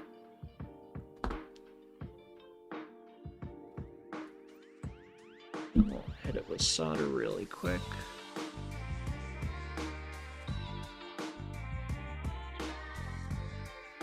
Sorry if I was blocking that with my head.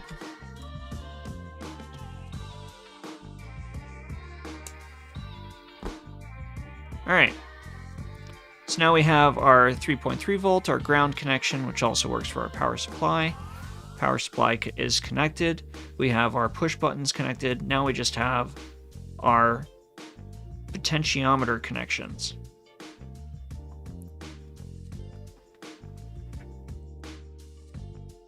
So,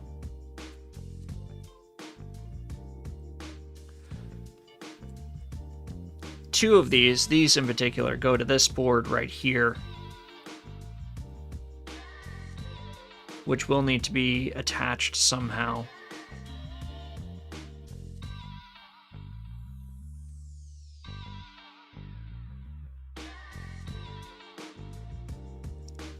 And that also may go underneath, because it's not particularly sensitive to anything, they just need to not touch.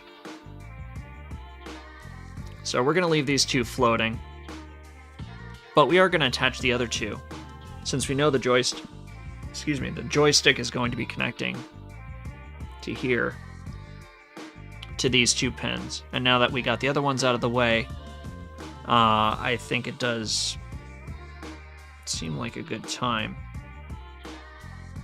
Because then we also need to hook up a jumper coming out of A2, which is what we're going to use going over to that other expander. So just to get a number, so pin 11 and pin 12 are our two. And just looking at this for reference, since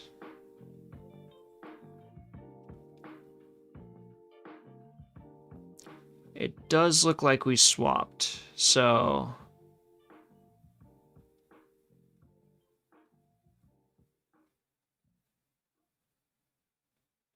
and I do believe, So I'm just going to reference this really quick. Up here, I do believe I did have to swap these.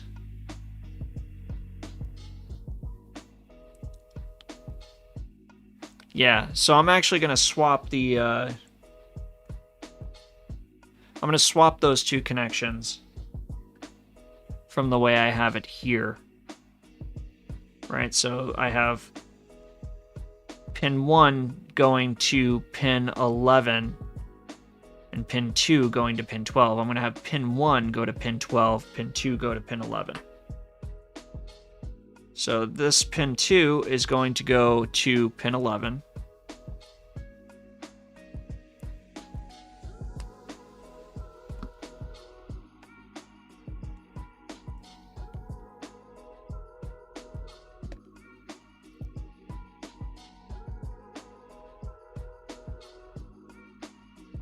I'm just going to try tinning this and just see if it actually works to get it through the board a bit better.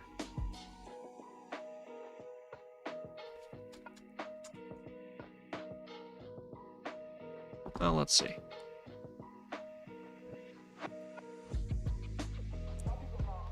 Oh, it still fits. Excellent. So we're going to do that for pin 11. Just give it a little tug. Solder.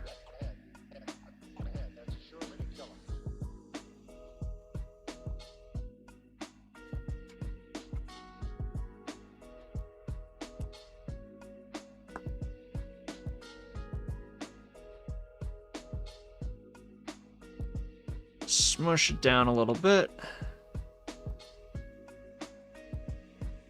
Do the same thing going to 12 on the other one.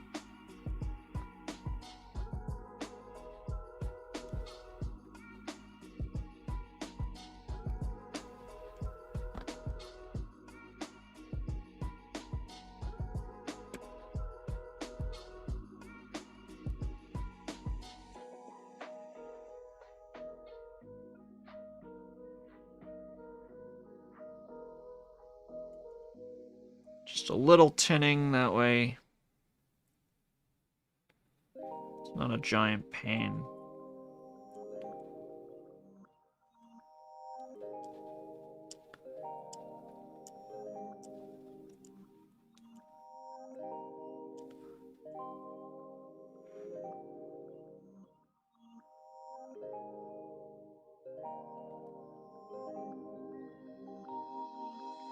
Did I cut it too short? Maybe.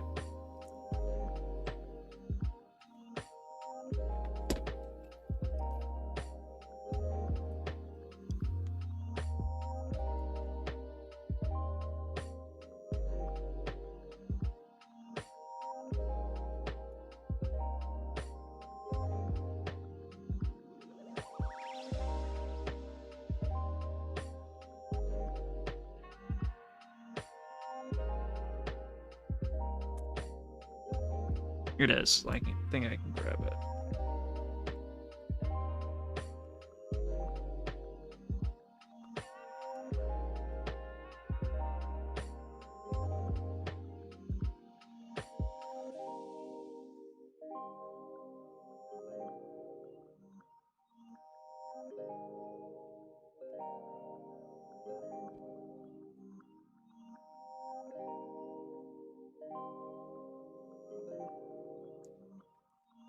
And the key thing is we don't want it to go across any other pins without having insulation on it.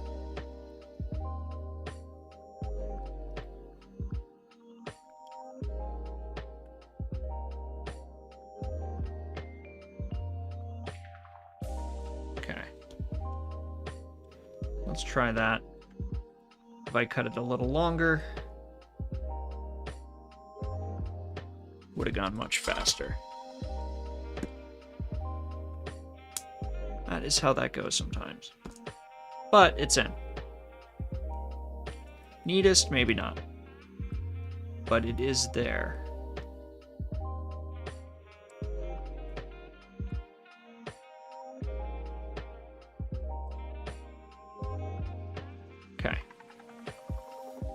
So we got those connections. So this 7-pin connection is all done.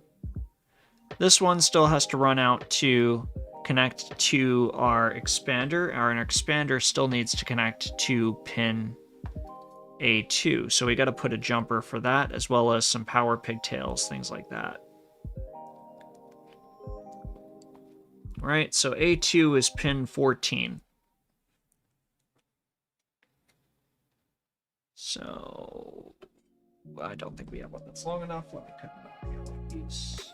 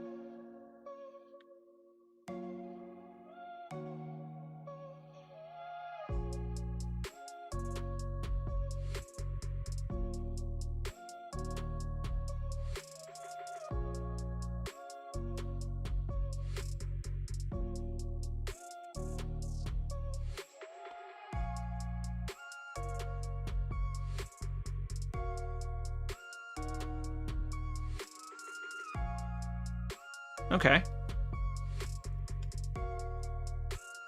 So now we have these.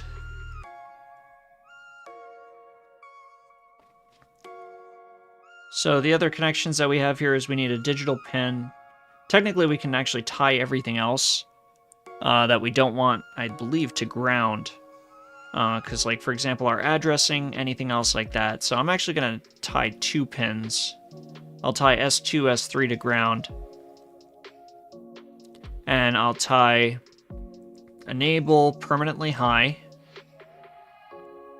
And I'll just do S0 and S1. So that way I will have the first 4 pins. So C0 through C3 available, because I don't think I'm going to be hooking up 16 individual potentiometers to this. But I might hook up 2, so I'll leave that availability.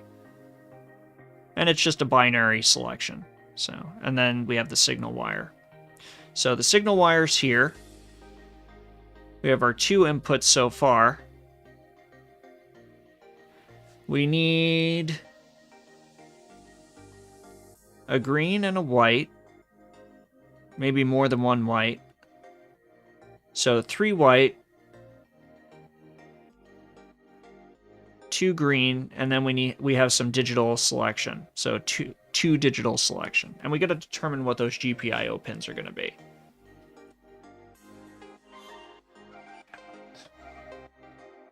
So we have a green. We need white.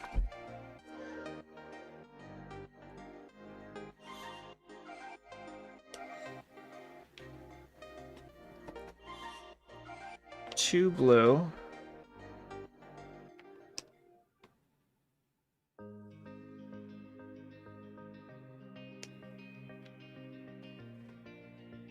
We have the yellow already. We have the green. Do we need one more? Yeah, I think we'll need one more green.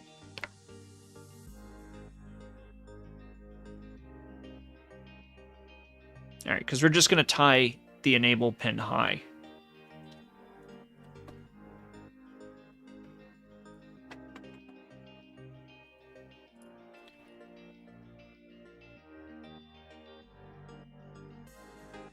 And we could also just kind of super glue this to the side. Not literally super glue it, but put it just mounted to the side. Or just put actually a protective sleeve over it. And just call that good. Because realistically, it's just an accessory to this board.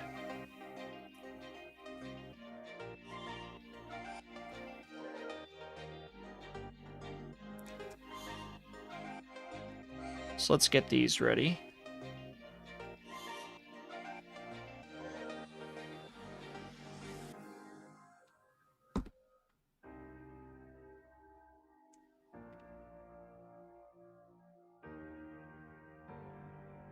Oh, I needed 3 white, not 1.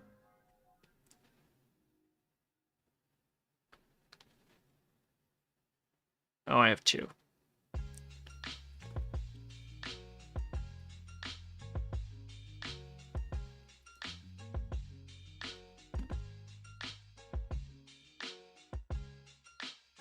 So I need 1 more white.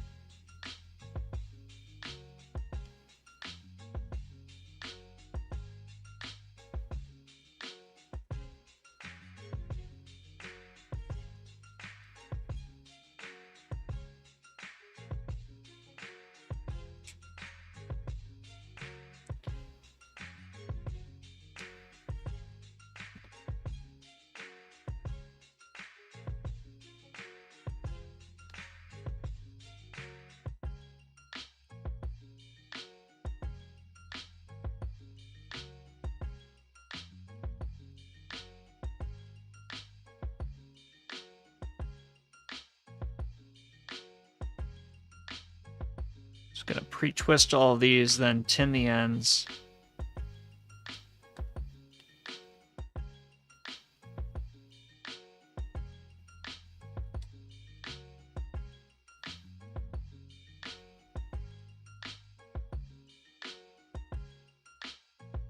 Or not.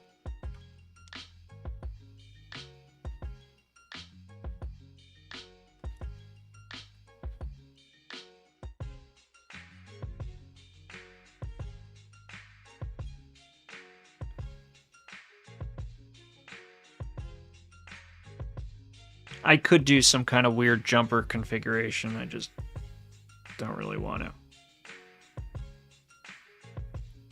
I don't think space is that much of a premium to where the 2 extra wires are going to make an issue.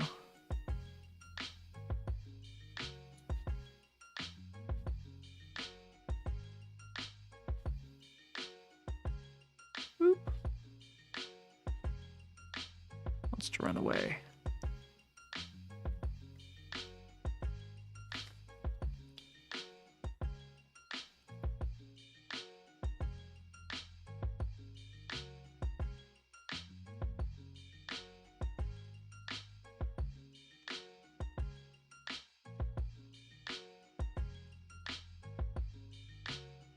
Yeah, the trick is always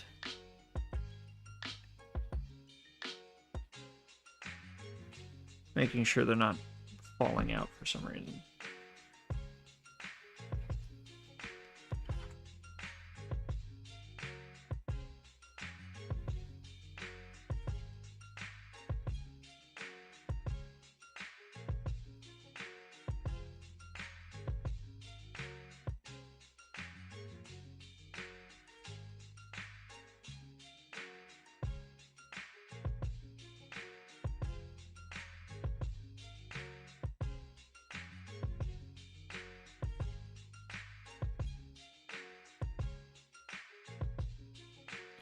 This is a bit of a high density situation.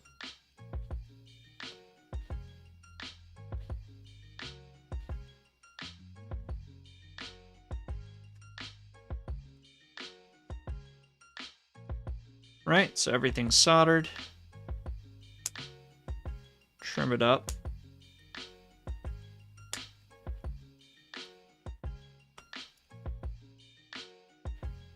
Make it look nice.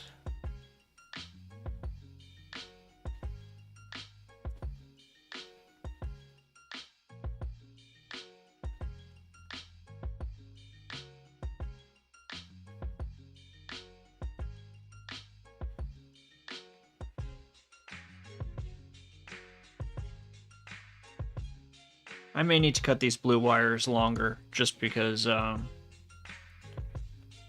I think it's going... I kind of want to have it all come in from one side, and then I'll just put the sheath over it. But I do not think they're long enough. So let's attach this first. Just get an understanding of what our length is. I think this is a good length here, so I'm actually going to cut everything pretty much to that, based on that length.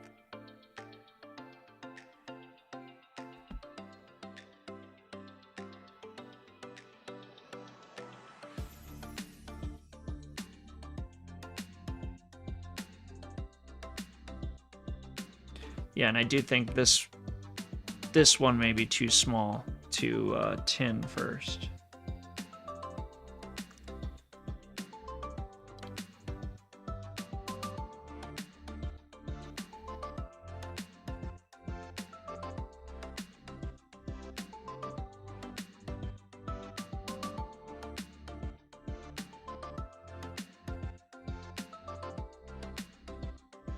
This is the downside of working with stranded wire, is it's really easy to bend, but it doesn't always want to play nice.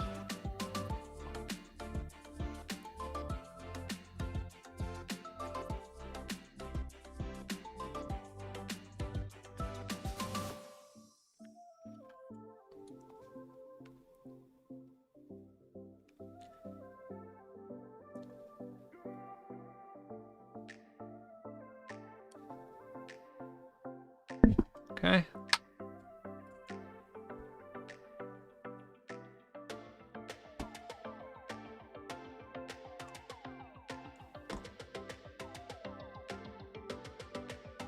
All right, that looks good. Depending on your definition, but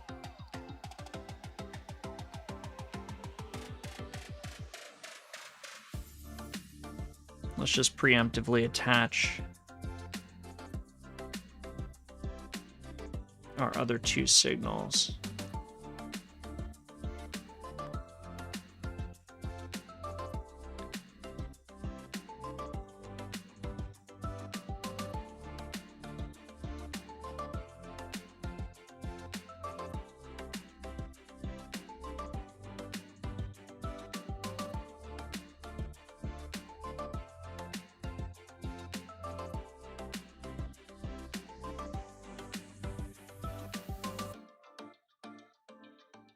All right, and those are going to connect over here. So we'll do C0.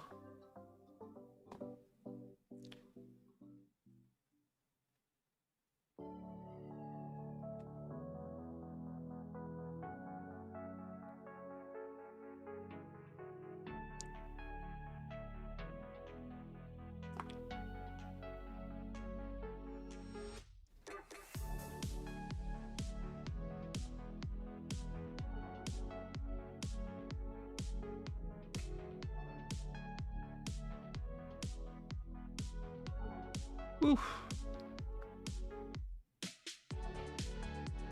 And I do know how compelling of a video this is, but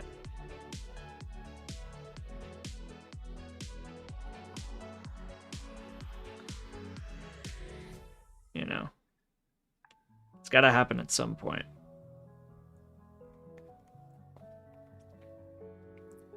Let's see.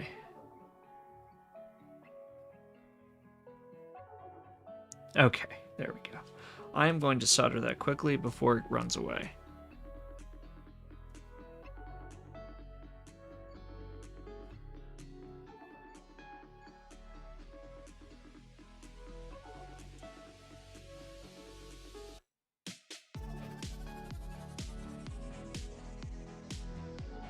Okay.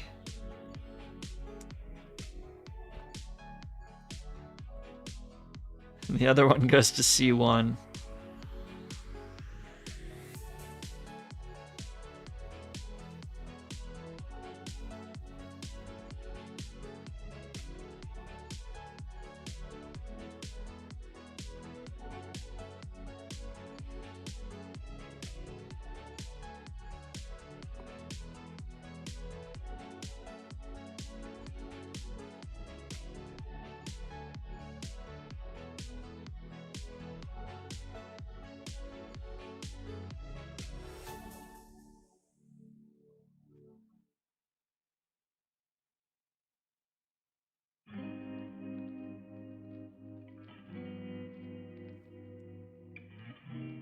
Sorry for the close-up of my hands. I know they're really dry.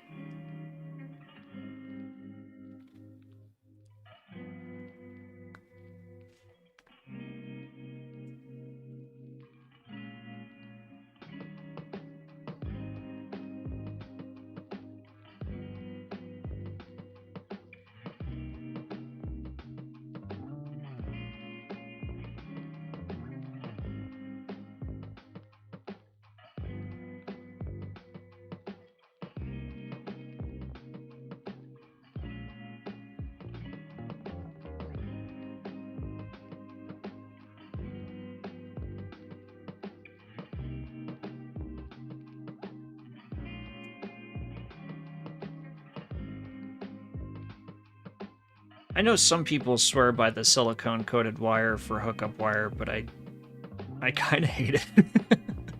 I wish it was a bit more rigid to where it was structured. I'm not sure. I gotta look and see if there's an option to buy stuff like that. But this leaves a lot to be desired. If you're actually using this to learn how to solder, I feel really bad for you.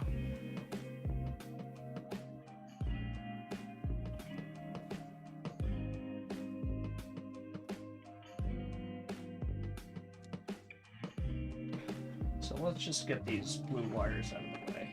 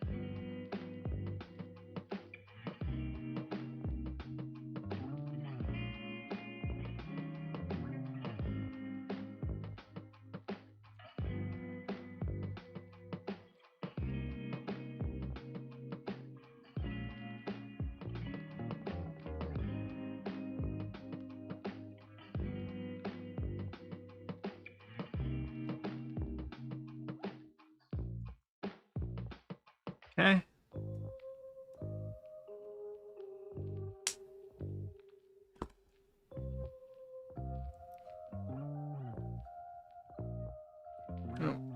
To see one a little further.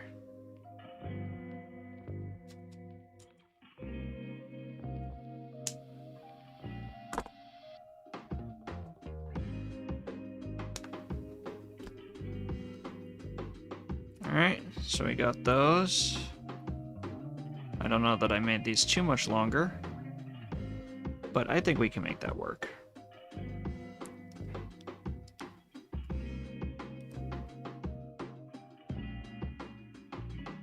All right, so for this we said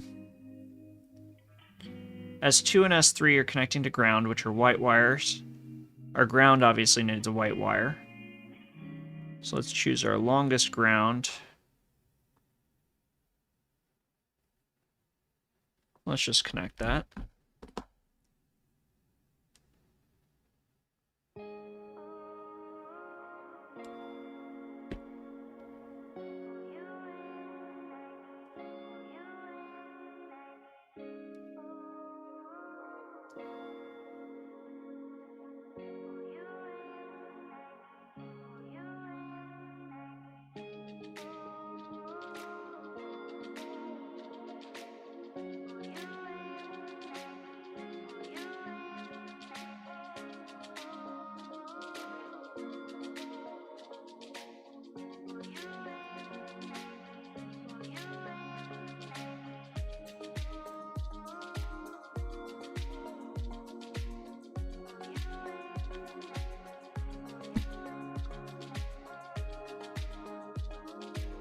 Okay, that's our ground connection. We have 2 hot connections for VCC and enable.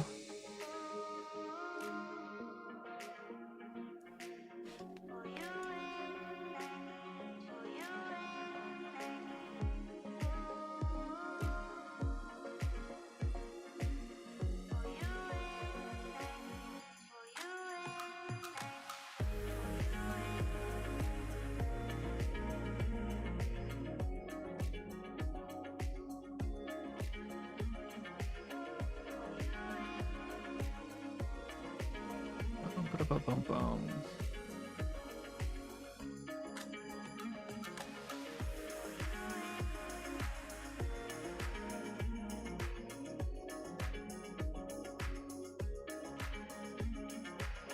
And just for the record, I am listening to the same music you're listening to on the stream right now. So I monitor it. But it's also good working music.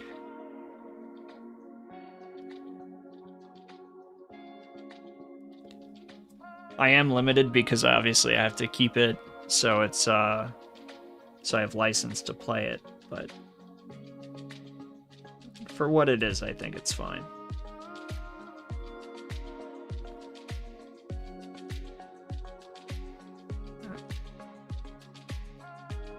You gotta watch out for those little tiny frays coming out.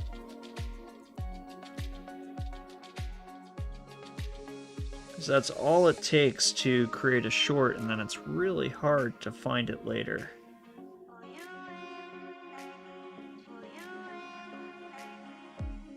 Right, like right there you could see, well, you can't see it, let's see. There's a little wisp of a wire curling up. And that could, considering it's right next to ground, could short out the entire Pi, and you go, nothing's working.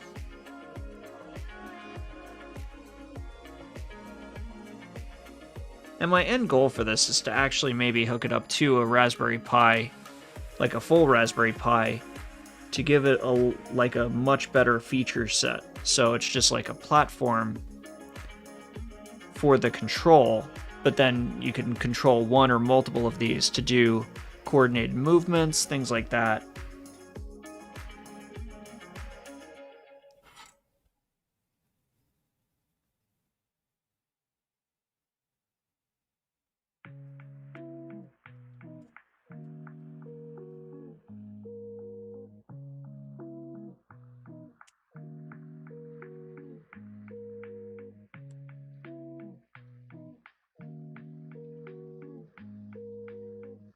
I do want to check this really quick. What's the, is this an active low? Because that's going to be really funny. Let me see.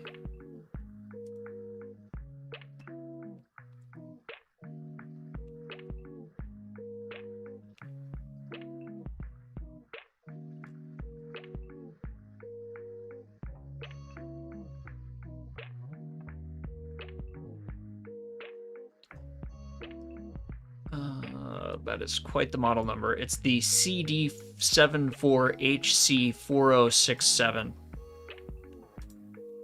So you can remember that. I'm going to see if I could just find the data sheet. It is a Texas Instruments chip. And I'm trying to just see what it is.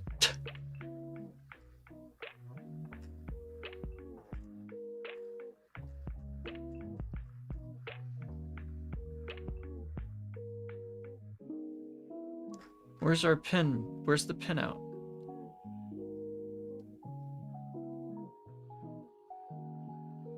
Ah, it's active low. It's not high, so I can't tie the enable pin high. I have to tie it to ground.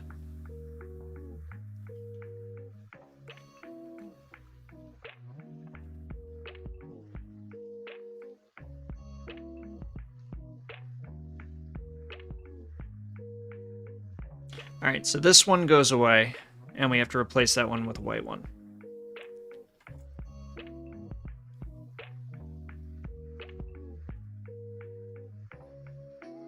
I had a feeling. I'm glad I checked, because then we'll be like, why isn't this working? Because it won't output anything if it's pulled high.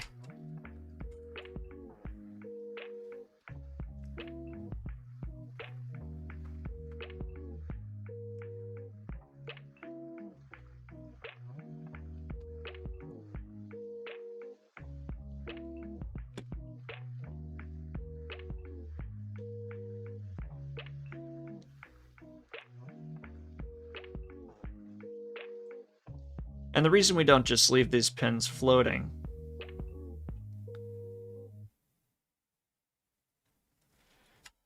is because we want them to have a known value so they're stable.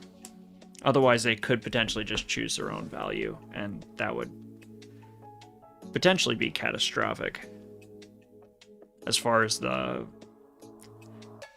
operation of it.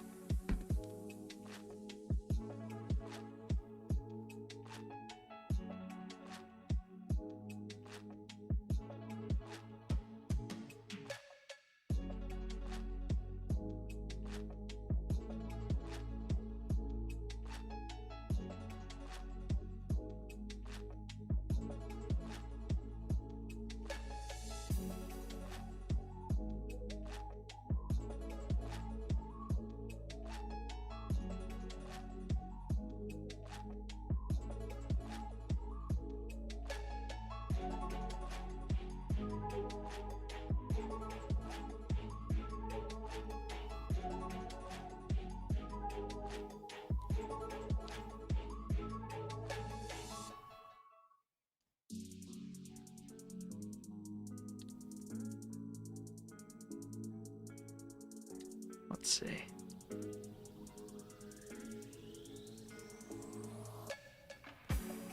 Nope, that one little thread. By the way, I can't wait for this one because the connections are huge and we're going to pre-crimp them. It's going to be great. It's going to be great.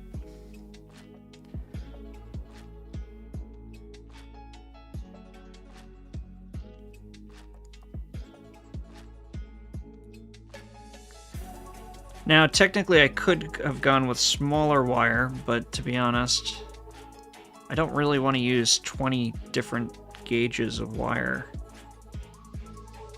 for a project.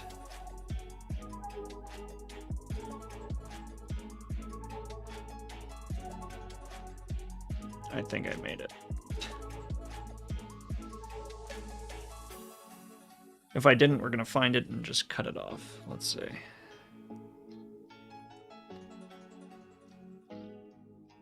So active low for enable.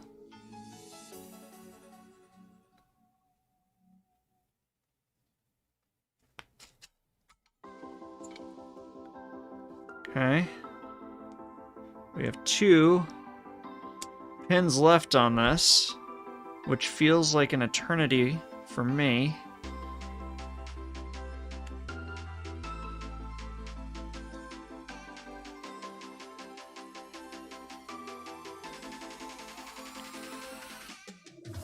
But that's okay. Let's see.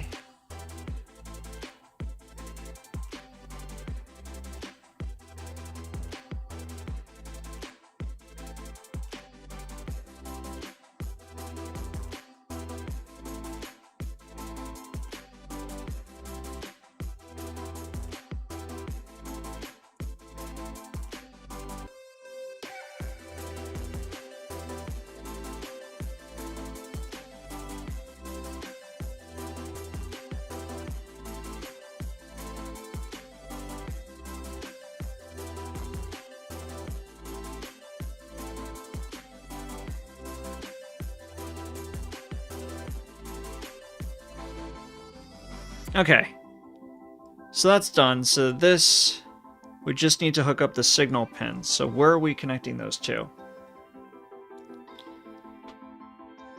Because we can hook it up to 0 and 1.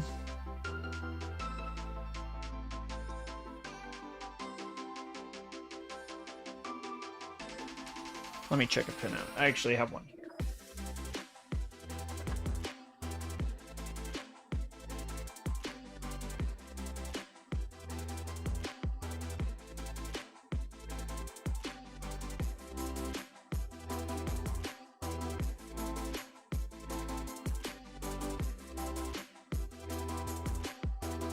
All right. So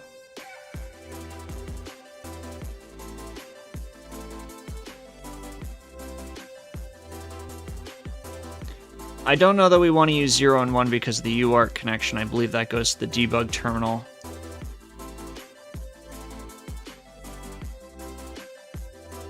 but we can use 2 and 3.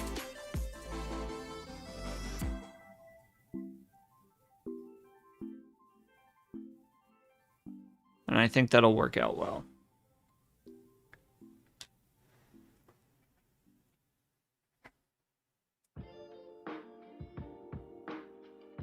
All right, so we're going to do S0 goes to 2.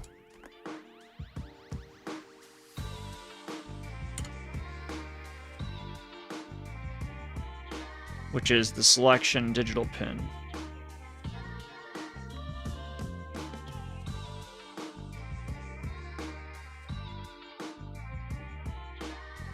And that is 18. Right, let me make sure I'm lined up.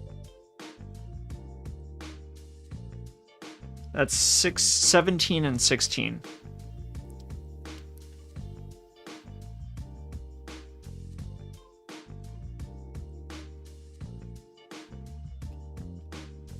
Make a little bit of space, if possible.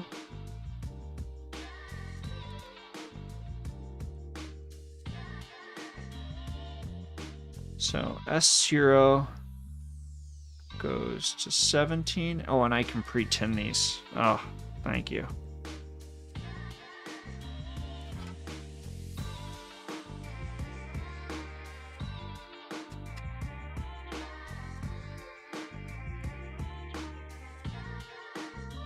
$17.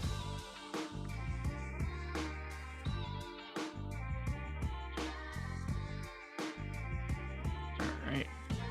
We'll put it back in 17. Let's actually just solder it because I gotta untangle it. I don't like a rat's nest, so I try and actually untangle all the wires before we put them in.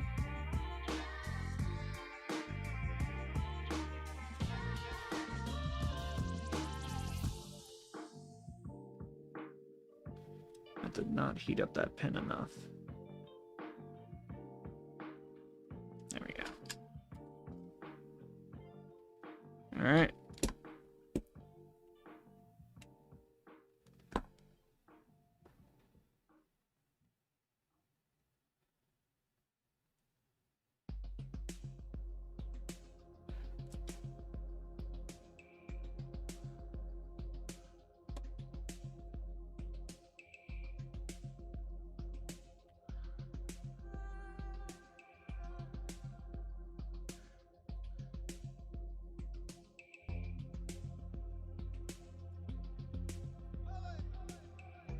That goes to 16.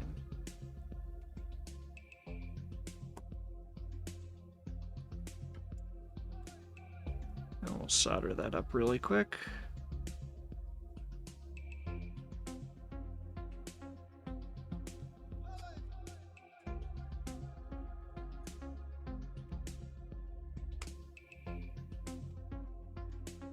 Perfect.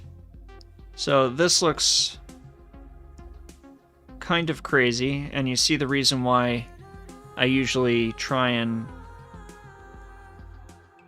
put everything in a twisted connection, or twisted set of wires. But in this particular case,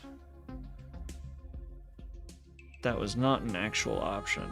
So this is some of that more solid cable than from before. Let's see if we could just hold it this way.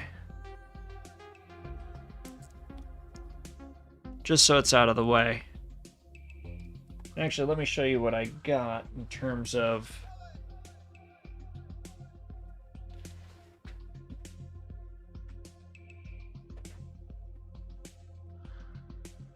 Well, by that, let me see what I have in terms of sleeving. Because I wanted to use this, which is a fiberglass, but it is not big enough. So what I do have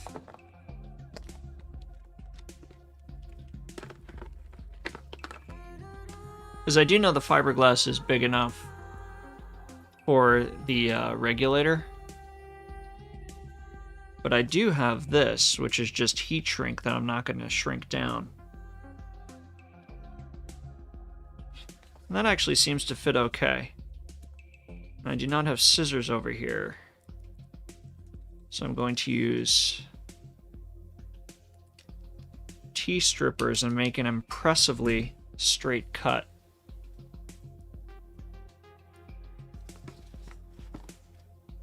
So let's see.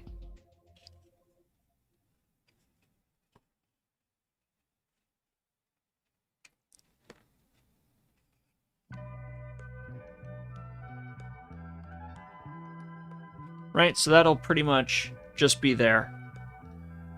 And because we don't really have a place to mount it, it just kind of will tuck away, maybe underneath, somewhere else. You know, it doesn't really matter at this point because it's going to be inert, so it's not going to short out against anything else.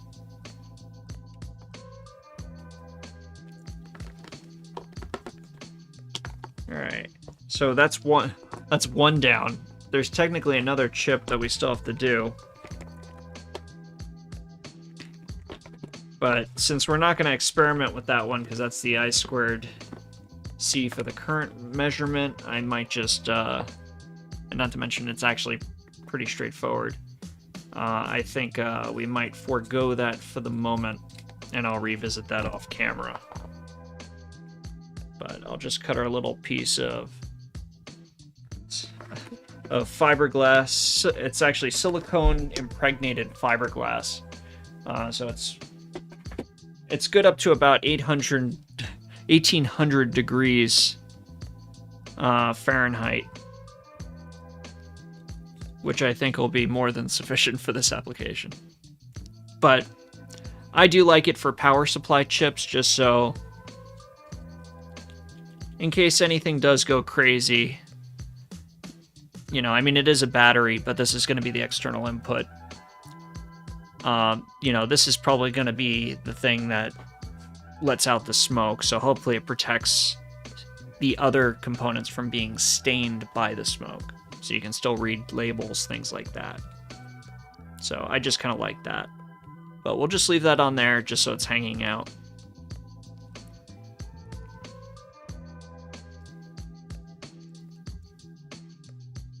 Alright, so we got this. We do need to come up with an interface for our motor. And I think that's what we're going to work on next. So we'll skip this chip for now. I'll get this all soldered, but it's just a few pins of its own. So we are going to take that into account with the plan. But let's see.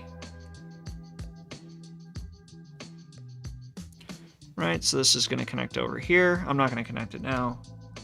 We do need a way to get the power over to here. But that's going to be shared with this.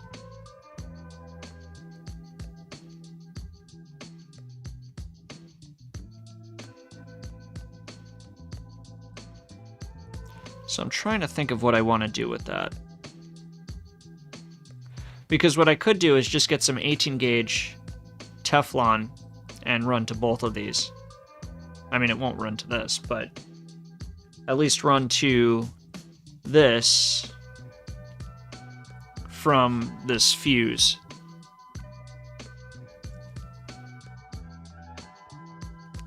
Right, so this is our battery interconnect. I want to run it through a fuse just the same. And this one happens to be 15 amp, but I think I'm going to downgrade that to like 10 amp. Just because it actually, considering this only does 2 amp, I could probably even do a 5 amp fuse. And I may do that. I have those. So do a 5 amp fuse instead, and only do the bare minimum of what I would actually need. Because if it's malfunctioning, it's malfunctioning. And fuses tend to be able to do, you know, more than their rated current if they're slow blow like this is. So if it was fast blow, it'd be a lot closer to its rated current. But just like circuit breakers can do 200% for like 15 seconds, you know, fuses can do a little bit extra just for startup current, things like that, surge availability. So, remains to be seen. But I think realistically, it's going to be fine. So I'm just going to do the junction inside of the actual terminal block here. And I'm just going to have the 2 wires coming in, splitting off and going to this. So I'm going to use the thin wire going to here, the same thing, and then I will figure out a way to get the connections from here. And that way I can remove it by just unscrewing it here and everything goes into individual parts. I also want to make connections that will go onto here as well. So, and those can either be using these or using a different style.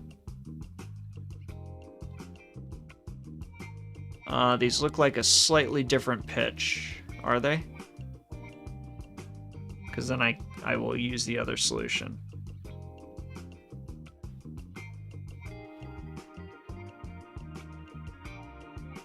It is close. What's up with this? Oh, it's bent. Okay, so it is the same pitch. And it looks like it would fit. So we'll probably end up using this.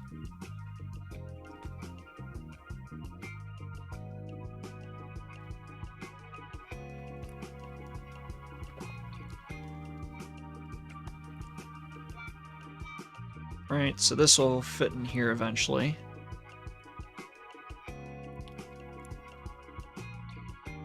And of course, when we first start this up, because we haven't calibrated this, we will have to actually unplug the Pi Pico. That's one of the advantages of having that disconnectable, is that we can plug it in, nothing will be attached to it, calibrate it to the right voltage, and then we can plug this in and everything's fine. And because this is connected to the 3.3 volt from the Pi, once the Pi is disconnected, this is isolated. So nothing's attached to it. So it makes everything easier, so we're not running a weird voltage into equipment and blowing it up. Although technically this could handle it. So it's got a pretty wide operating range.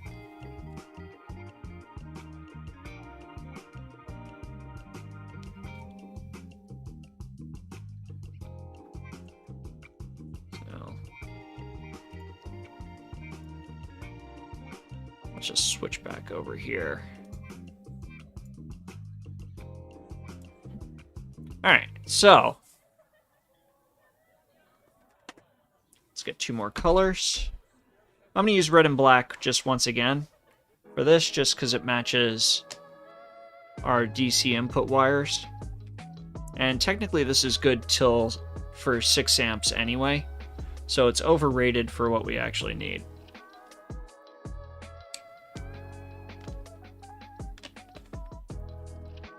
And honestly, could probably even use it going into the motors, and maybe we will for now, but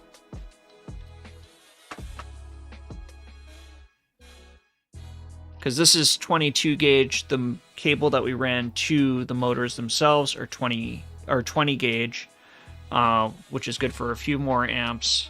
But since it's going to be continuously moving its whole life, pretty much, I decided it would be better to overrate it, which is generally good practice. You would make it double the size you need if it's going to be moving, just because it could potentially degrade over time or some other issue.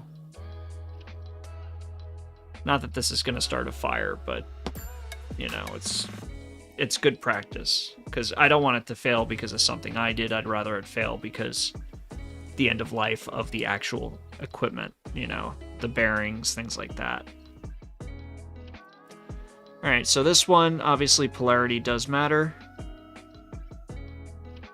So we have plus, that's gonna be great. Let's let's tin this. We do have enough space in the via to be able to do that.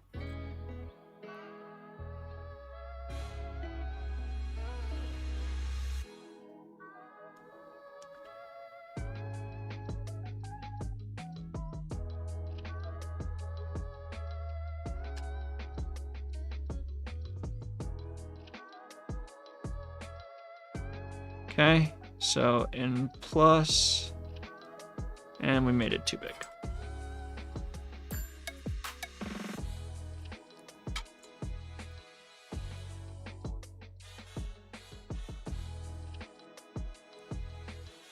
Okay, there's one. This is probably the same scenario.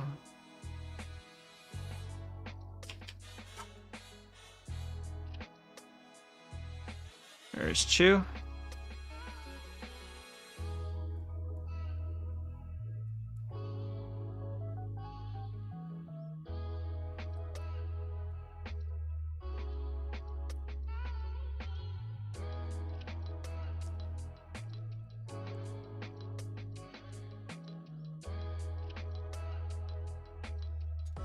This is going to be wonderful. Let's see.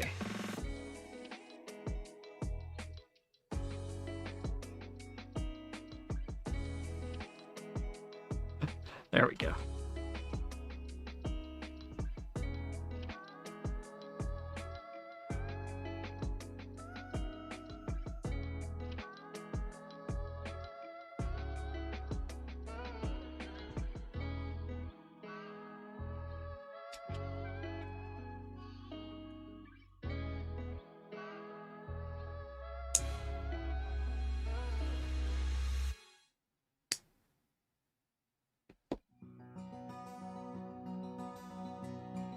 Alright, and this is our high voltage side. I'm going to try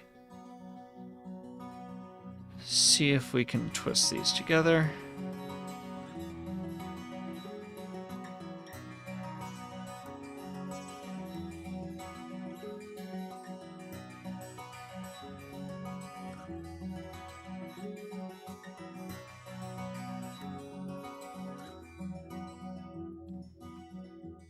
Alright, I think I was more successful at it this time.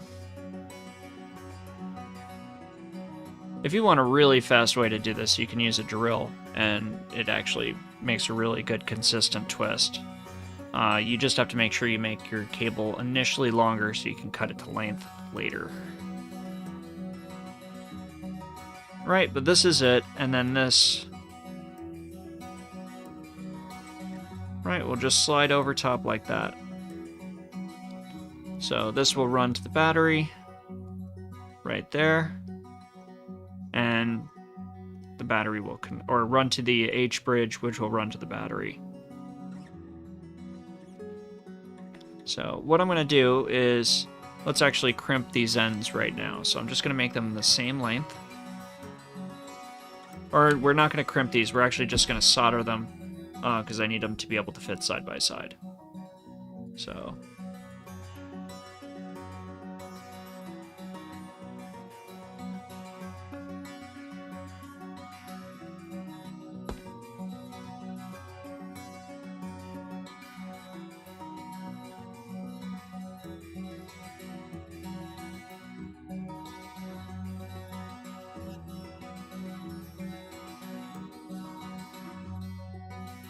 Okay.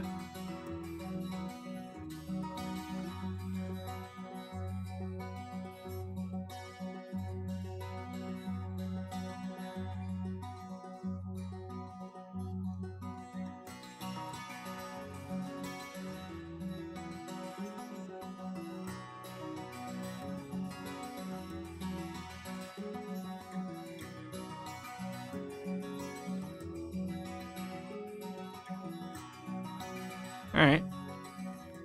So that's pretty much set.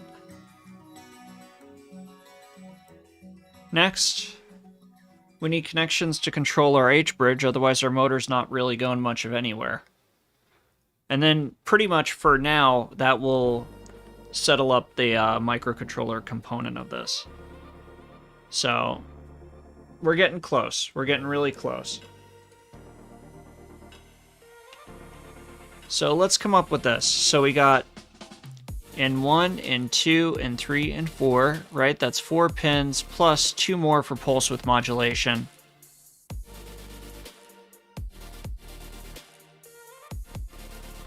We're going to use this, so let's trim this up. So that's 6 pins coming across, and I'll just pull these off right now. Right, so these are just little jumpers that it comes with, but we're not using those since we want it. Since we're not only worried about direction, we're worried about doing the pulse width modulation to those pins. So 6, 1, 2, 3, 4, 5, 6.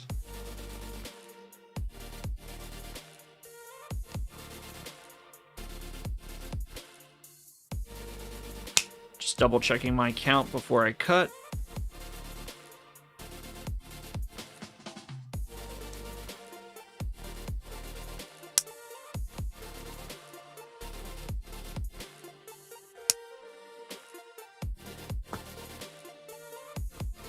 Right, so we got that. First, I'm going to place it on, just so A, we know it fits, and then we can also follow the labels that are on the board. I want to clean this up a bit more.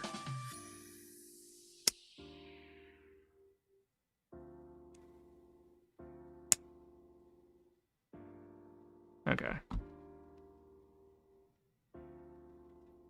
Seems fine.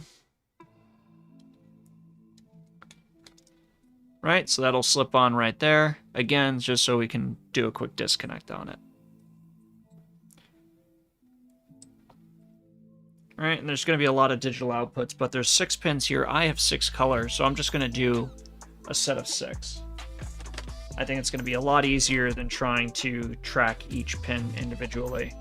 And we're just going to twist them all together so we have an understanding that they're not the other colors normally.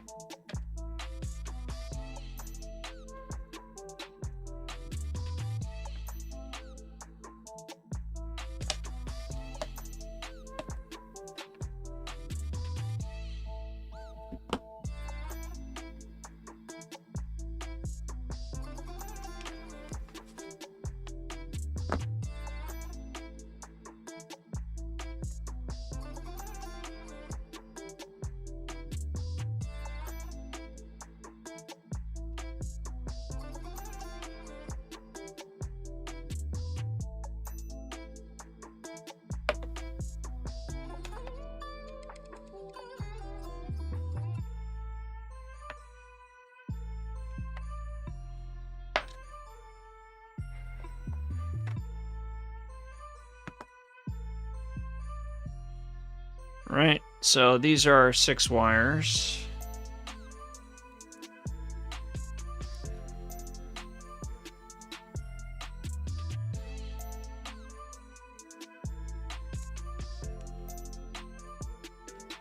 I'm not going to use heat shrink on this, which may or may not be a good idea. We are going to see how it goes, but I think the pins are hopefully going to be out of the way enough to not be an issue. Otherwise, I can always revisit this at a later time.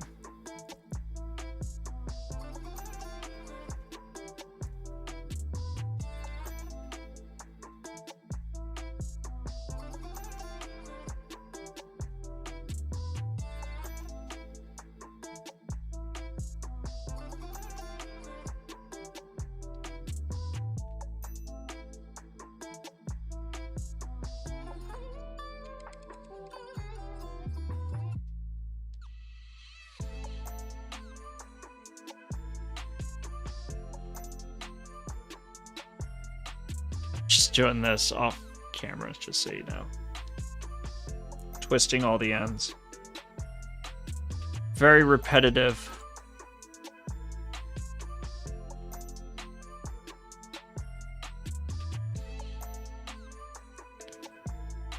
Now I just gotta tin all the ends of these.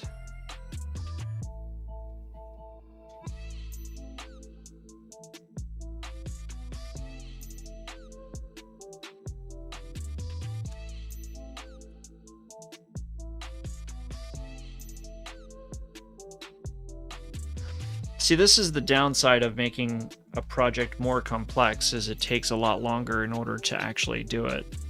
Because we've been streaming now for 3 hours, pretty much. And we still haven't made any of the servos actually move. But again, this is just a project I'm building and taking you along for the ride. So hopefully you're enjoying this as well.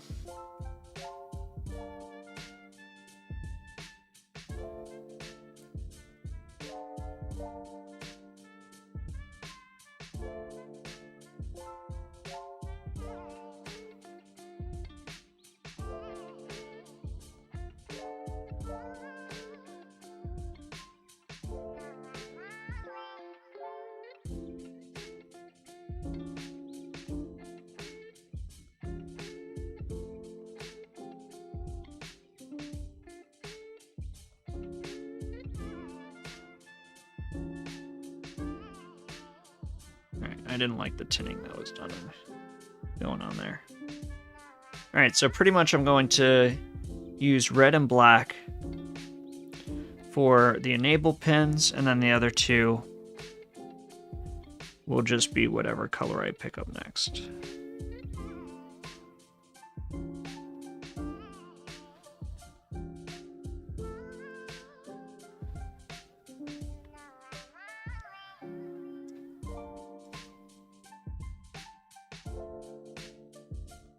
Whoop.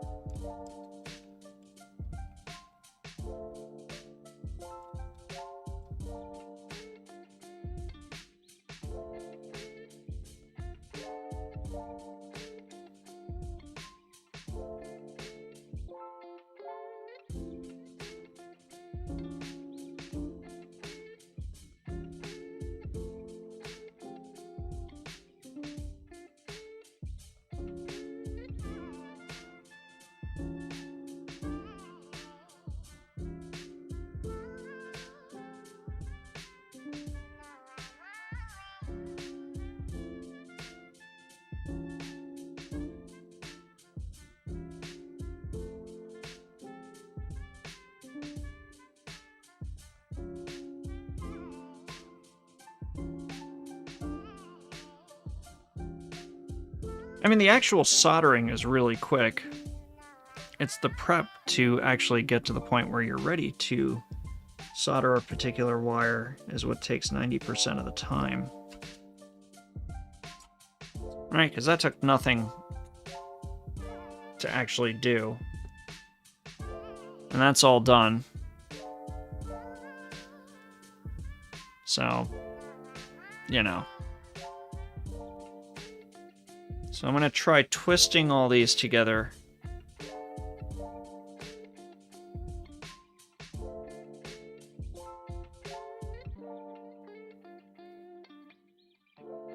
Just to differentiate it from how we've allocated the other pins.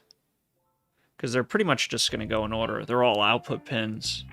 So I'm just going to put them on this side and just try and make it so they're cohesive and their role is clear.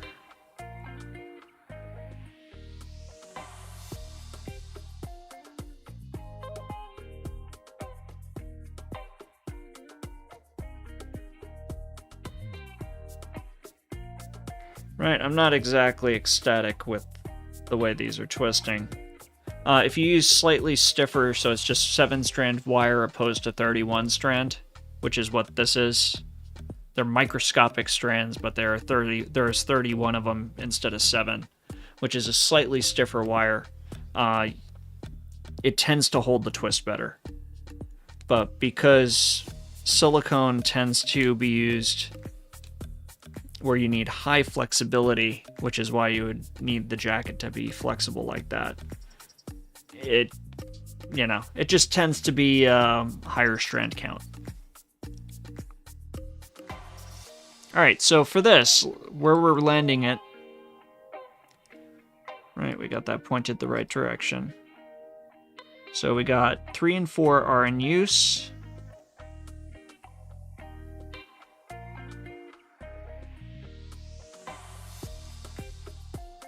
So I'm trying to see what we have as far as, you know, the most number of GPIO pins in order.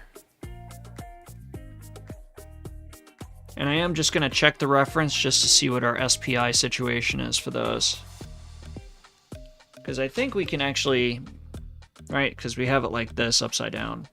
But in essence, it sits like this. Right, we have I squared C over here, which we're going to need for the other thing.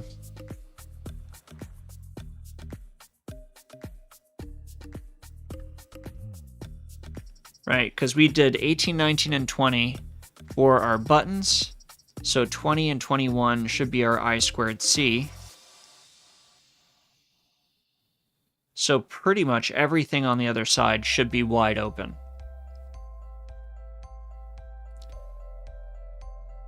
So we have the 2 pins that we're using for our selection for our outputs. So I think we just keep it with that. So let's do 4, 5 as our 2 selections. I'm going to write this down.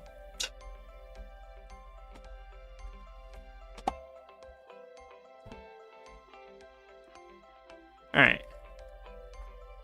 So we're going to have,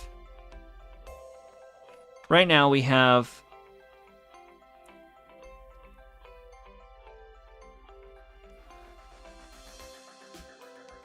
we have 2 and 3, right? So that's multiplexer S0 and mult S1, right? So that does our our analog multiplexer selection.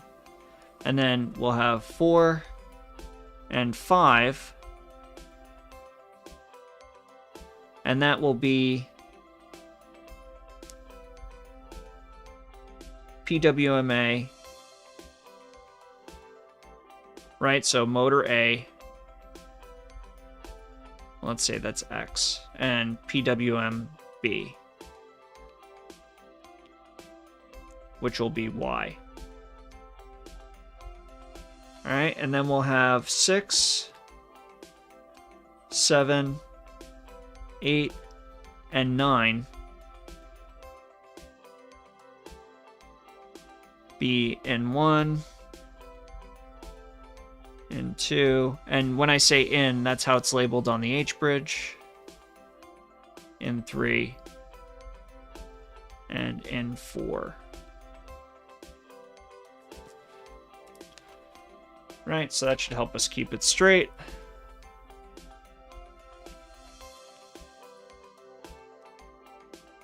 All right, so in 3 starts at pin 16.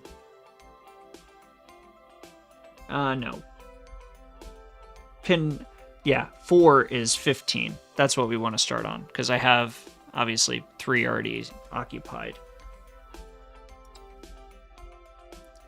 All right, so those are our black and our red wires. And in this case, red is going to be our first one. And we can pre-tin all of these, actually, which I'm just going to do because it's going to make this go 1,000 times faster.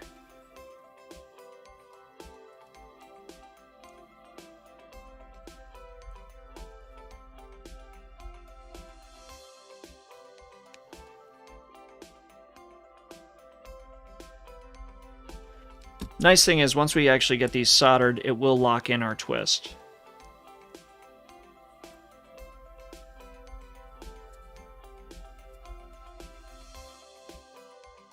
So hopefully that'll keep them neat.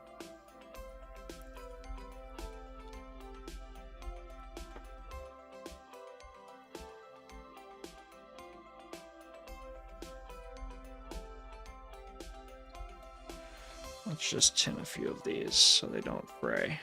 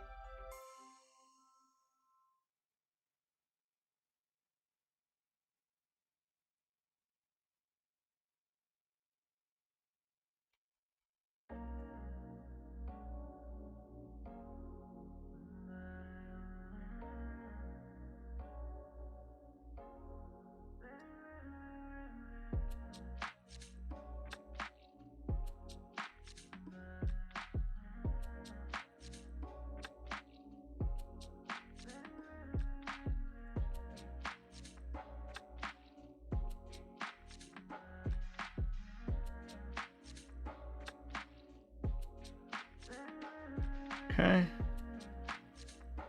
And blue.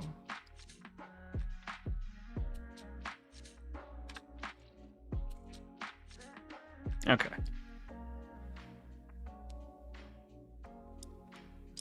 So first one is red, which again goes into pin 15. Then we have black.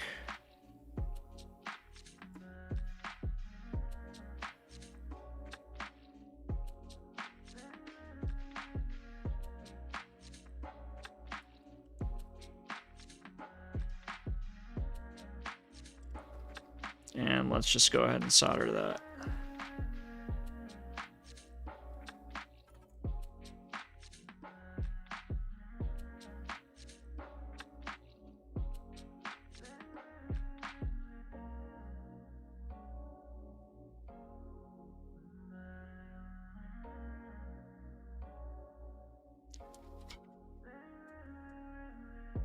They're not bridged, it's just flux. I was afraid they were bridged for a second.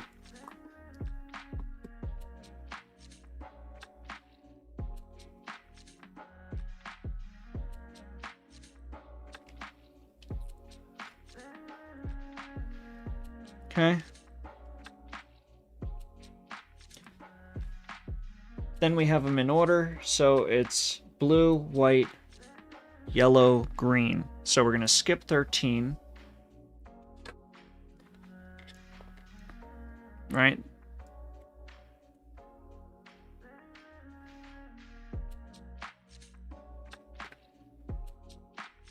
So 6 and 7. And then 4 in a row. So 12, 11, 10, 9.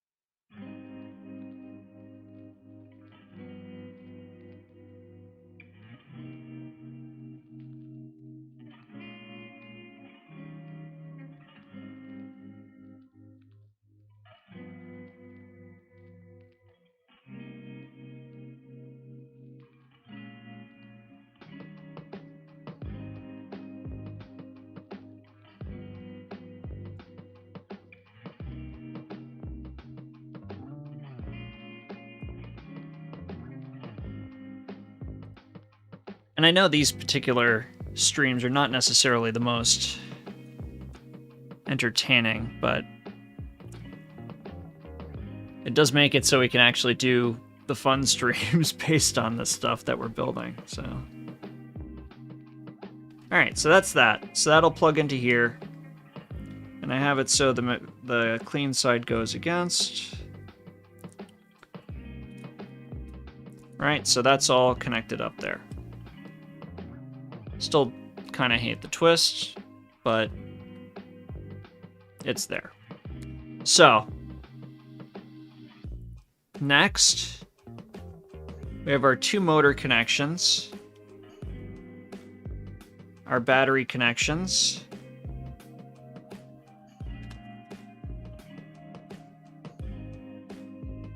do we have anything else going to here? And I don't believe so. I believe that's it for the assembly associated with the Pico. We just got to finish up the motors and make our final connections. And then we can actually plug it in, finally, and be able to start powering up our motors.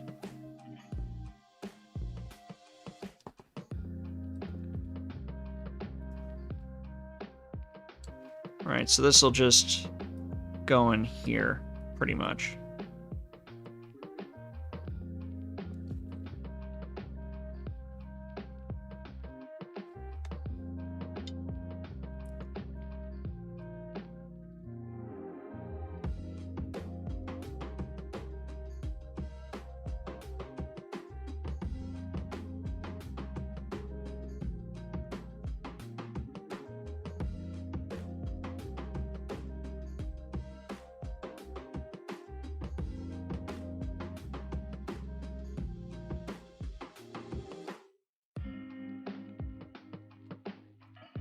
Yeah, and this is part of the problem with having soft wire is that it does not really want to maintain its structural stability to be able to be put into these kinds of blocks.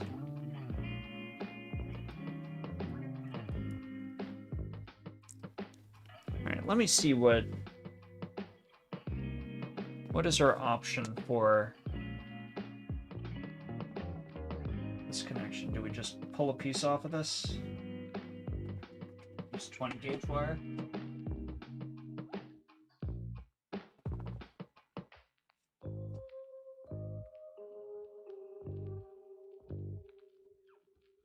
I'm thinking yeah, because this is going to be temporary, so.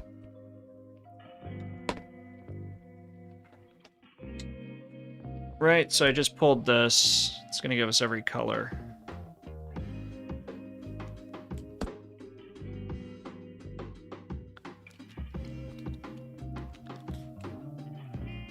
Right, so we'll just pull it apart.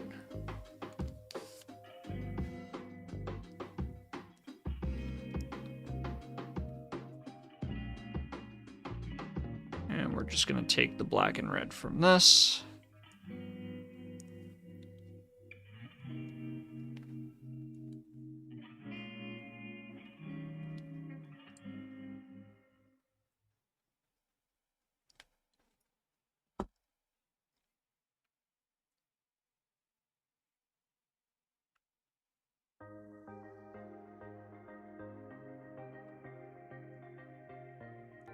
Let's tin the ends.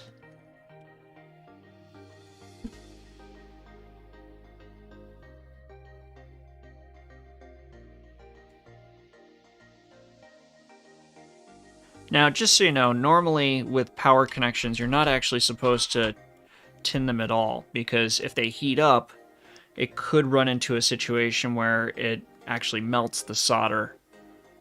So for certain applications, it's actually not. It's better to crimp than it is to solder. But you can see how the thicker, stiffer wire holds a twist beautifully. So, but what we are going to do, so we're going to put these in side by side with the connections that we have running to the board, and hopefully it will be able to clamp onto both of them. Otherwise we have to stack them.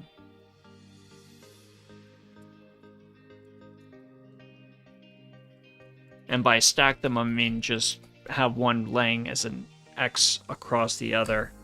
So that way when you clamp it down, you're technically clamping through one wire to reach another. But in this particular case, they're close enough to where it doesn't really matter. So it seems like it'll make a good connection nonetheless. All right, and on this side, I just want to put some lugs to be able to interface with this. So just a male lug here and a female for here. So, and they can be the appropriate size. And then we'll just crimp those.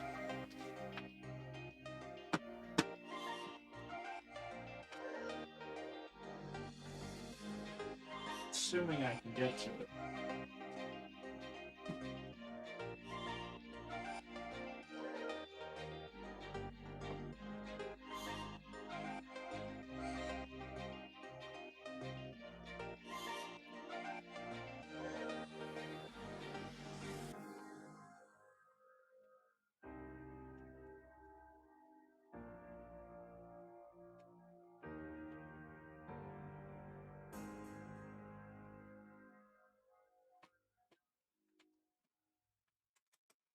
Oh, that was easy.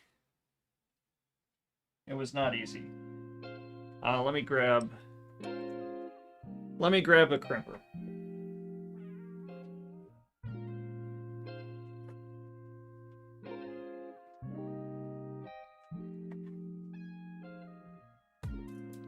Okay.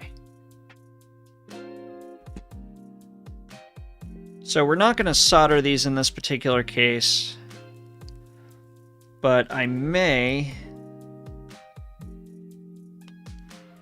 double it up and solder it anyway, tin it. Just to make it thicker to the crimp.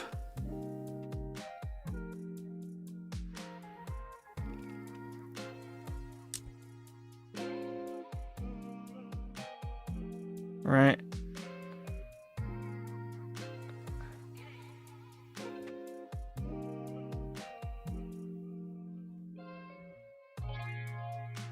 And that way they're a little less likely to fall off. Because the thinner wire you have, sometimes the mechanical connections don't crimp well.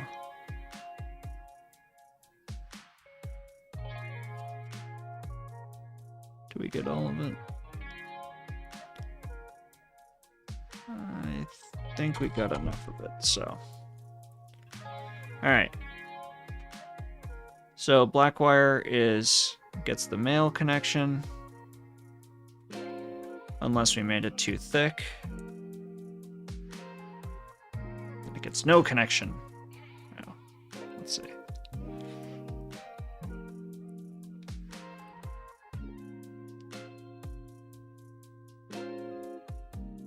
I don't think it needs to be doubled up. So let's just...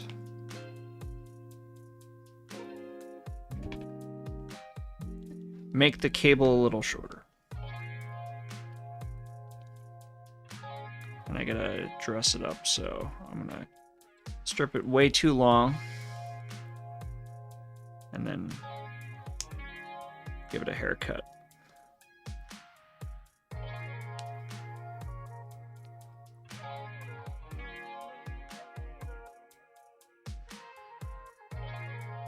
All right. So we got this.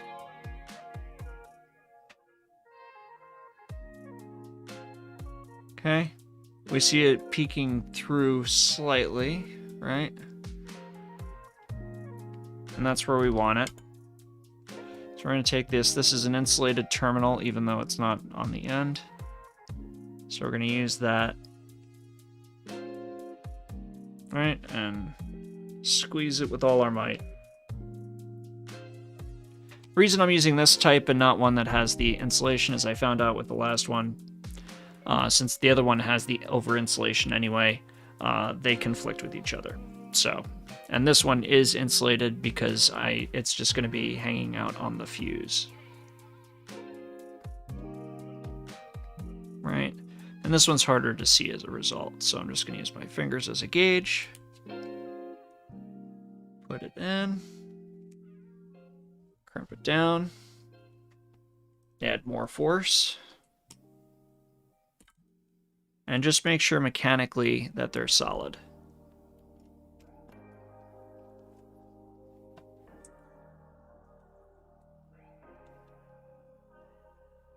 Okay. So now this can connect here. And this is a pre-terminated wire. I realized where I could get the actual connectors only later, but they weren't going to arrive till like pretty much next week. So we're stuck with this for now, but I am probably going to be getting something because this is just a little too much. You know, 10 gauge wire going into 20 gauge wire, I think is, you know, it doesn't give people the most confidence, but it's not going to be drawing anywhere near there. All right. So right now we don't have a load attached. So let's attach some of our motors. We do technically need to hook up our sensor. So we are going to have to crimp that and terminate it. I don't know how long this needs to be.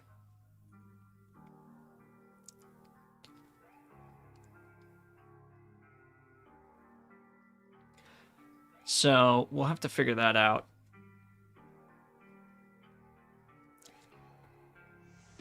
So I'm going to hold off on this.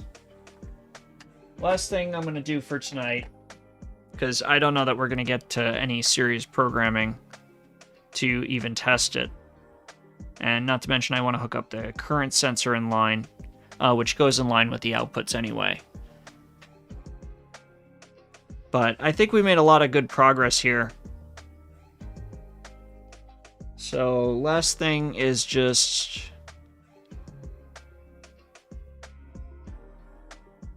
calibrating the voltage regulator.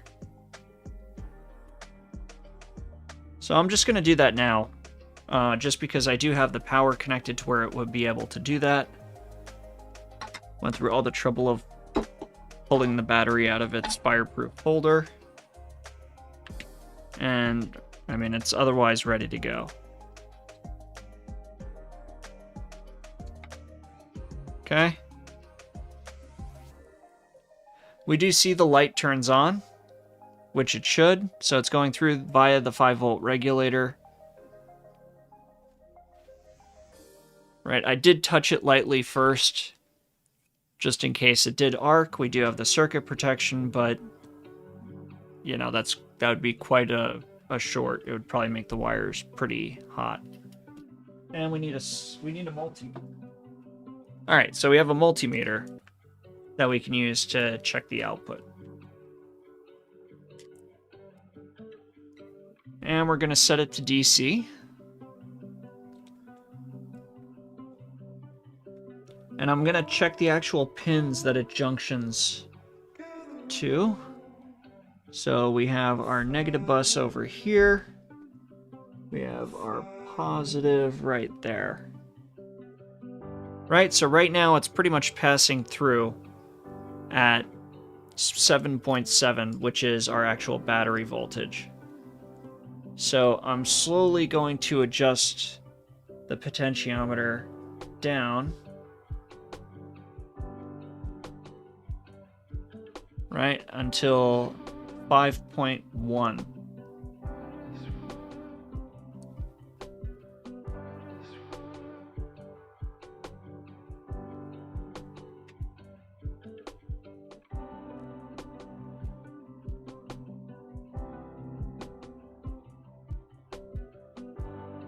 And anywhere between 5 and 5.1 is a good number, but I wouldn't go above 5.1.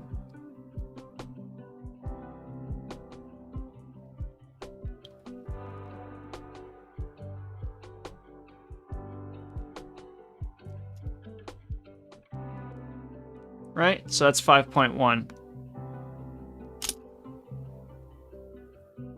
Alright, so now when we plug in the Pi, it should turn on and not let out the smoke. Alright, so we can do that.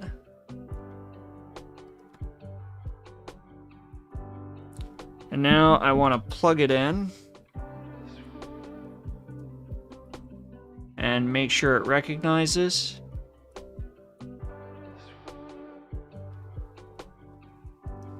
So finally we have the computer.